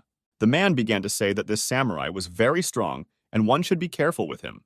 The samurai said that he considered Jason a worthy opponent. He thought that his abilities weren't that strong, but he couldn't judge him on that basis alone. Someone like him might have the ability to improve his abilities. The samurai shouted that his name was Kojima. No matter what he did, the sword would be with him all his life. Jason, in turn, did not respond. The enemy ran to the teacher, saying that he would no longer need the name, because now he would die. He thought he was level 4 in Kendo, but regardless of rank, he had few opponents. When the world changed, he wasted away in boredom before having fun, because he could swing the sword as much as he wanted. However, monsters could never satisfy his sense of power. Sometimes he had to deal with others like him. But they were no different from monsters. The power and artifacts he received were not used properly. A lot of time has passed since then. The samurai were still thinking about the same thing. The swords of our heroes were touching each other. A moment later, Samui was on her knees. He couldn't get up. He didn't have enough strength. He didn't understand what was happening. The ground shook and cracked right under him. The air pressure caused the bound man to tremble. Jason carried himself as lightly as possible and held the sword, showing his superiority. She asked him if that was all he wanted to show him when he suddenly screamed. Somehow he managed to escape and jump on our main character. But the master's movements were much faster. His sword ended up under the attacker's katana. His hands were cut off and the ground was covered in blood. Our heroes were near the map when suddenly a letter arrived. It was said that the temple was destroyed, and the reason for this was Japan. Carefully monitor the movements of the monsters in the peas and withdraw the troops waiting nearby. It is also necessary to lead the monsters through Joe. They told the lieutenant colonel. He said that there was nothing strange in their actions, but it was stupid to spoil the collection of Tibetan writings. Scott pointed his finger at the map and said that the evidence was that a large number of high-class monsters began to move around the temple and entered the security zone, which had a radius of 40 kilometers. Elsa said that they cannot watch from the sidelines. They need to do something. Our main character was on the roof, followed by a girl with a stroller in which a man was sitting. Everyone was silent, looking at our main character. The man sitting in the chair thought that this man was able to destroy the mayor's office of Getu City. But this does not mean that the second operational command was destroyed. The mayor's office was one of many headquarters. He must do it somehow. Make a deal with him. He suddenly said that he was a little rude at the first meeting, asked our hero for forgiveness, and also thanked him for the medicine he gave him. And suddenly Jason spoke and asked him if he knew the temple scriptures. The man shouted that it was impossible to destroy the manuscripts. The teacher said that it was his mistake. The information he received after interrogation indicated that Japan had known about the existence of these relics for a long time. He believes that they realized that they could not be transported, so they were simply destroyed. The man was shocked by the words of our hero. He lowered his head and felt sad. Jason said that this is not such a problem. They are now among the 5th-level monsters. Very soon they will arrive in these lands, to which the man was even more stunned, because they had already finished. He talked about how more than 6,000 people and 400 awakened people died at the hands of the green level. He started taking out the catheter, saying that something had to be done because everyone was going to die. Jason approached him and told him that they had a lot to do in the future, so he needed to take care of his health first. He then added that he shouldn't worry because he would take care of this monster. At this moment, silence reigned at the airbase. A man in the building shouted that City Hall could not be destroyed. I thought that they had recently lost contact with the Major General of the Capital Defense Forces after he said that he wanted to come to them to seek refuge. Suddenly, a bullet pierced the glass, breaking it. It flew straight at the airbase commander's head and pierced him. His blow was so powerful that it broke the wall. The general fell. All the soldiers began to shout about what was happening. Looking out the window, they saw a man standing with a stroller. Their former comrade and current commander of the uprising was in the carriage. They recognized him. They started shouting for him to quickly come down and grab him, when suddenly one of the militants shouted that this was the same man who was in the city hall. Everyone came out and stood in front of our main character. One of the fighters came out, introducing himself as a colonel, and asked what they needed, to which the man in the carriage replied that he knew that most of the relics brought from the tombs were here. He told them to bring him the king's divine bell, to which he shouted that he really thought they would just give it to him. Suddenly, the screams of the monster were heard. They were terrifying. The militants immediately began taking aim, shouting that everyone should line up and no one should run. The man with the stroller asked them if they remembered the green-eyed monster. If so, then now a monster much worse than him would come. He started shouting that he was not going to negotiate and that they would quickly drag the relic away. There was silence. Everyone was left in bewilderment. At that moment, screams of people were heard near the city. A huge crowd of monsters destroyed everything in their path. A huge monster was following them. His eyes were blue and the air seemed to make him shiver. Suddenly, the monsters began to hear some kind of call. It began to call them. At this moment, our protagonist rang the bell. Its power was that all the dark forces had dissipated and the monsters had weakened. Jason remembered talking about how the city was attacked by a green-eyed monster. He also thought that he should be as careful as possible because they were different from those he had fought before. The monsters did not understand what was happening. They began to tremble. Some fell. The blue-eyed monster began to scream and scream. It was as if he was trying to reason with the rest of the monsters. Our main character came down from the roof straight to them. They noticed that our hero was drooling from his mouth. Jason told them to shut up and then pulled out a gun. It was a huge minigun. The teacher started shooting. In a split second, the monsters scattered into small pieces. The blue-eyed ones ran towards our hero to attack him, but our hero dodged with a smile on his face. He began to climb to the roof. Then he continued shooting from there with a machine gun. The building in which our hero was located began to petrify, turning into a kind of glowing stone. Jason quickly jumped off the roof. He tried to stay away from the stone monster. He thought he didn't have enough ammunition. He threw the machine gun aside. Pulling out his katana, he engaged in hand-to-hand combat with the monster. At the same time, he began to release his firepower. But the monster was not going to defend himself. He attacked in response. The rock and the flame collided, and a strong wind arose. The blue-eyed people tried to trample our hero. but he knew how to react quickly and dodged the attack.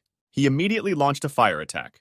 Parts of the stones that were on the monster's body scattered in different directions, causing chaos in the area. At this time, Amir was sitting on the roof. He and his comrades watched the battle and were shocked. The girl behind her remembered her conversation with Jason. Standing in an armory, he was asked if he was going to form a team. Jason replied that he was not going to form a team. He told the girl he wasn't sure he could use it. There was a crash and dust rose. The monster did not stop attacking our hero, but he successfully dodged all attacks. Approaching the monster, Jason tried to attack it, but he began to release some energy from his mouth. Jason thought that the sword was too short and would not be able to hit his heart. He erected a barrier in front of himself. The monster fired lightning from its mouth directly at our hero. The Elder's barrier withstood the attack of the blue-eyed monster. Suddenly, torpedoes began to appear behind our hero. Using his power, he directed them towards the monster. The monsters looked into the air. Some of them even managed to escape. Jason smiled, laughing and saying there would be a big explosion. All torpedoes were aimed towards the monster. He, in turn, tried to defend himself by raising a stone shield above himself. There was an explosion that destroyed everything. Jason began pulling out artifacts. Some of them he had already used, others were new to him. By putting everything on himself, he released their power. Animals and horsemen appeared. They were ready for battle. Jason fell to his knees and thought that the effect was simply incredible, but the risks were great. The shield withstood the powerful explosion, leaving the monster unharmed. He screamed and got angry. At this moment, our main character had already put on his mask. He was overwhelmed with power. All of his combat skills increased several times. Even the air around them seemed distorted. The blue-eyed monster tried to attack our hero. He was furious. But everything seemed to slow down for him. Now his speed was several times greater than before. He immediately dodged the attack and headed towards the monster. Approaching him, he released a fireball, but the stone beast was able to defend himself. As soon as the smoke from the explosion cleared, Jason was already next to the monster. It pierced him, breaking his body. He moved very quickly. The blue-eyed man had no time to follow his actions and no time to defend himself. The monster regenerated, but Jason did not stop attacking it. He jumped straight onto the monster's head, gathering the remaining energy into his katana, after which he dealt him a colossal blow. Jason cut the monster in half and blood began to pour out of it. The monster was successfully defeated. At that very second, Jason fell to his knees and his strength gave out. He immediately took off his mask. His whole face was covered with sweat. His comrades on the roof watched the battle through binoculars. Suddenly, one of them said that it was all over. The soldiers on the nearby roof could not believe their eyes. They stood in bewilderment, discussing the battle. The colonel, bowing his head, ordered everyone to gather, after which he added that they had surrendered. After some time, everyone gathered again at the airbase. The rebels pointed their guns at the military. They, in turn, remained with their weapons lowered and their heads bowed. The colonel told Jason that he was transferring all his power to him. The rebels were glad to hear this, because the war between them was over. Amir exhaled lightly and Jason drank his coffee. Officials associated with Japan involved in radiation contamination of water and massacres will be thoroughly examined and punished. However, there was a long way ahead. There were no military forces here, and although the townspeople no longer had to work hard, the monsters surrounding the city of Geta made this place unsafe. Thanks to Jason, losses were kept to a minimum, but no matter how strong he is, he alone cannot guarantee the safety of all areas. Amir said that although military guards were organized, these people had never encountered monsters, so it would be difficult. Among themselves, the rebels said that they had never seen a squad destroy monsters so easily. After which Amir said that they have the banner of the Mac Guild. The sound of armor was heard. Blade, Elsa, and Ella moved forward. Scott and Robert walked not far behind them. The lieutenant colonel's detachment arrived from Seoul. The Mac Guild was brought before the rebels. They, in turn, were shocked that several groups of awakened people appeared before them at once, and their aura was terrifying. Amir said in a trembling voice that these were the people they were talking about recently. Jason confirmed that this was the Mac Guild. After some time, he added that from now on they were his allies. Each of them greeted Amir. He, in turn, began to talk about himself. He also apologized for greeting them sitting down. Scott pointed to Ella, said that they have excellent doctors. They will cure him. Robert drew attention to Layla and said that she was a celebrity. Elsa apologized, after which she turned to the teacher, saying that they had disobeyed the order, that she was ready to take full responsibility and was ready to accept the punishment. The superior men said that they had all agreed on a plan together, to which Jason replied that it was the right decision. They said that most of the monsters had been destroyed, to which Blade, laughing, said that they left the monsters starting from the 4th level to the master. The situation changed instantly after his arrival. Everything happened quickly and in an organized manner. They also took care of the monsters leading to Geta. At the same time, they devoted themselves to rebuilding the city. Mass treatment of the wounded began in hospitals. Amir also felt better every day. In addition, they did not forget to get rid of traitors. Jason devoted himself only to destroying the most powerful monsters. Elsa said that 3 monsters of the 3rd level and 2 individuals of the 4th live in this area. Gary was talking about sending armored vehicles to guard the nuclear power plant. Jason gave the orders. She had to prepare the medical supplies. Kate had to use the incense burner to focus on protecting this place. At that moment, the screams of monsters were heard at the nuclear power plant. A crowd of monsters tried to enter the station. The soldiers in turn shot at them, not wanting to let them get close. One of the fighters, who ran up to the commander, said that they could no longer resist. The armored vehicles were completely destroyed by a level 4 monster. He replied to gather all the people in one place. The level 4 monster was getting closer and closer. The fighters lined up and prepared for battle. A green-eyed creature appeared in front of them, when suddenly the monster's attention focused on the sky. An explosion occurred, destroying the small monsters. It was our main character, the green-eyed one, who used magic to protect himself. The monster immediately began to use magic to attack our main character. A wall of water rose and some lines began to appear. The elder swung his sword, sending an aura towards the ice shield. The shield split and small fragments of the shield flew towards the monster, after which Jason dealt a crushing blow to the monster. A strong wind arose from the speed of our hero. The soldiers watching the battle could not believe their eyes. After dealing with this situation, they went to Seoul, where they were finally able to go out into the outside world after 6 months of living in hell, along with his relics like the king's divine bell, and also 2 powerful katanas. It seems the curse was not lifted. Maybe he didn't find a way. This room seems to be the information that he left for himself. Apparently everything here is very valuable. If he tried to remember everything that is in this room, he would have to fall into a near-death state even more. One day, at this moment, painful cries of creatures were heard in the cities. The guild fighters shot them, but they were able to move a little further. The second-level monsters were able to defeat ordinary fighters. They, in turn, began to retreat so that their ranks would not decrease further. Elsa also participated in the battle. Using his strength, he delivered devastating blows, charging the bullets with his energy. Blade fought as a team with her and also attacked creatures. His blows were much more useful than Elsa's. The fight ended. Elsa radioed that they had successfully completed it. Eva and Robert joined them and also said that they had cleared the mountain from the other side. From the east, Julie also reported that all was clear. Gary, hearing the message that it was his turn, ordered everyone to get ready. In front of them stood huge 155 mmKN 179 guns. Huge explosions began to sound, sending smoke into the air. The soldiers guarded the bell by ringing it. The cannons were fired to clear the rest of the area. After some time, the explosion stopped and there was silence. The commandos stood up and watched everything through binoculars. They discussed how incredible this power was. They melted the bronze swords and will use them as projectiles. One of them said that he was ordered to form a machine gun unit.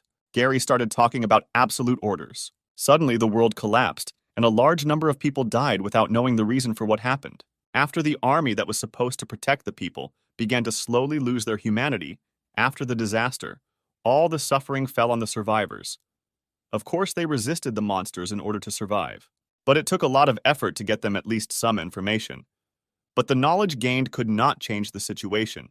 First of all, monsters are incredibly powerful creatures. For example, if a detachment of troops can destroy a monster of the 2nd level, then even after regrouping it, will not be able to defeat a monster of the 4th level or higher.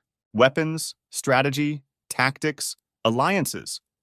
All these elements have always placed man at the top of the food chain, but in the face of powerful monsters, they lost their importance. No one expected that a simple change of commander would directly change the situation. Suddenly, there were shouts that someone wanted to go to Japan. Gary asked what the reasons were for hunting a level 5 monster. Jason explained his position by saying that there is a man named Musashi living in Japan. I dreamed about him a few days ago, and moreover, he is sure that the incident in the city of Daegu is connected with him.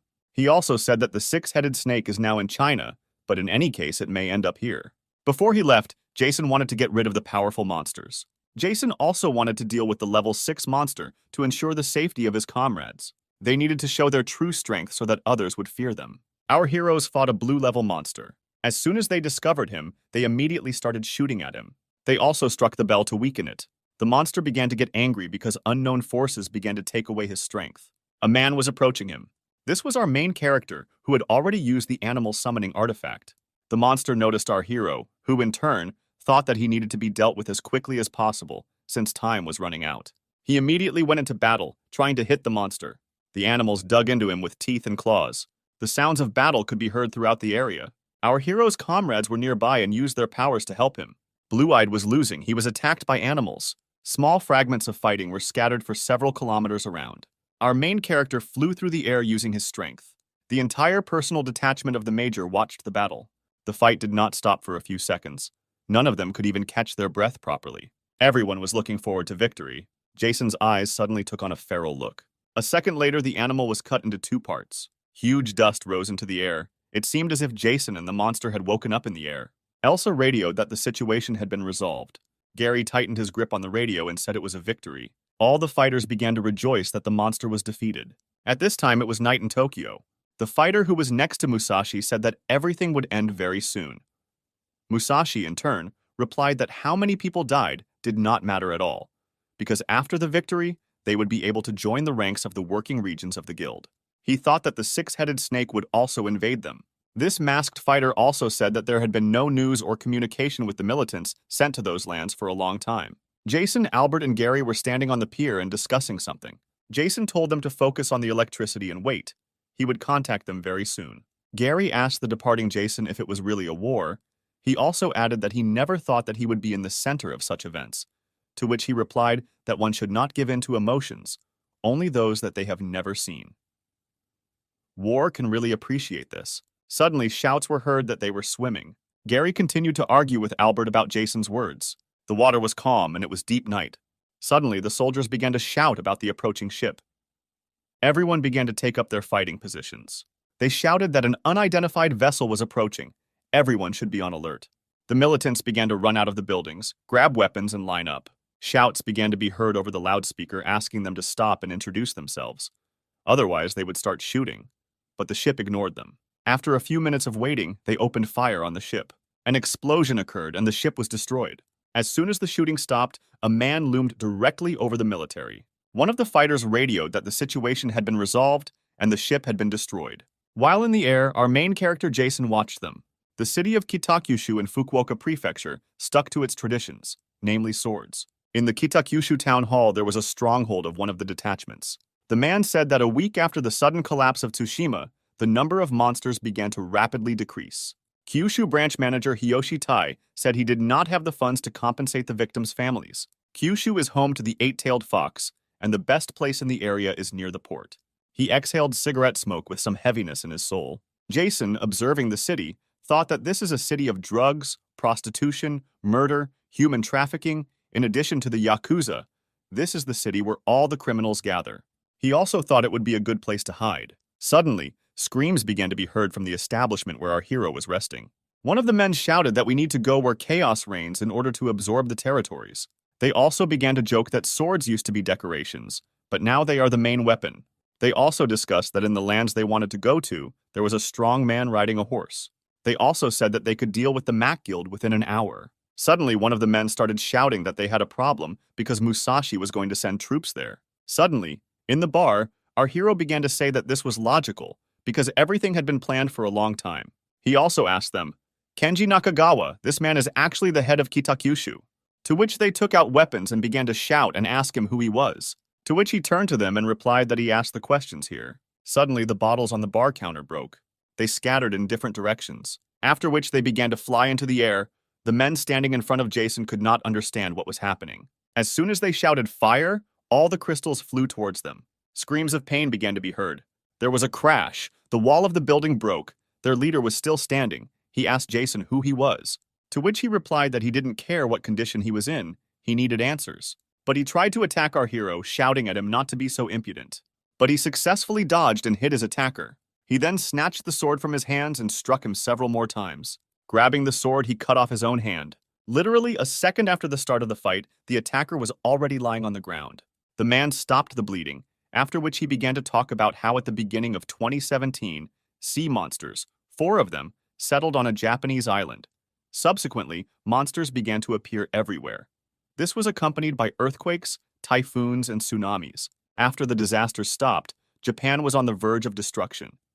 It was at this time that the savior Mr. Musashi appeared in the country, drove out the monsters, and founded a new empire. This man, he is going to classify and divide people by building a new power. The man began to shout that Mr. Musashi is like a god, and that Jason will never be able to compare to him, when suddenly Jason kicked him in the throat. Jason thought that if Musashi went this route, things would be easier. He asked the bird to convey his words to him, and it took off. A monster of the 6th level was mentioned, as well as one monster of the 3rd and 4th levels, an 8-tailed fox on the mountain, a white snake, and a giant turtle in the gorge.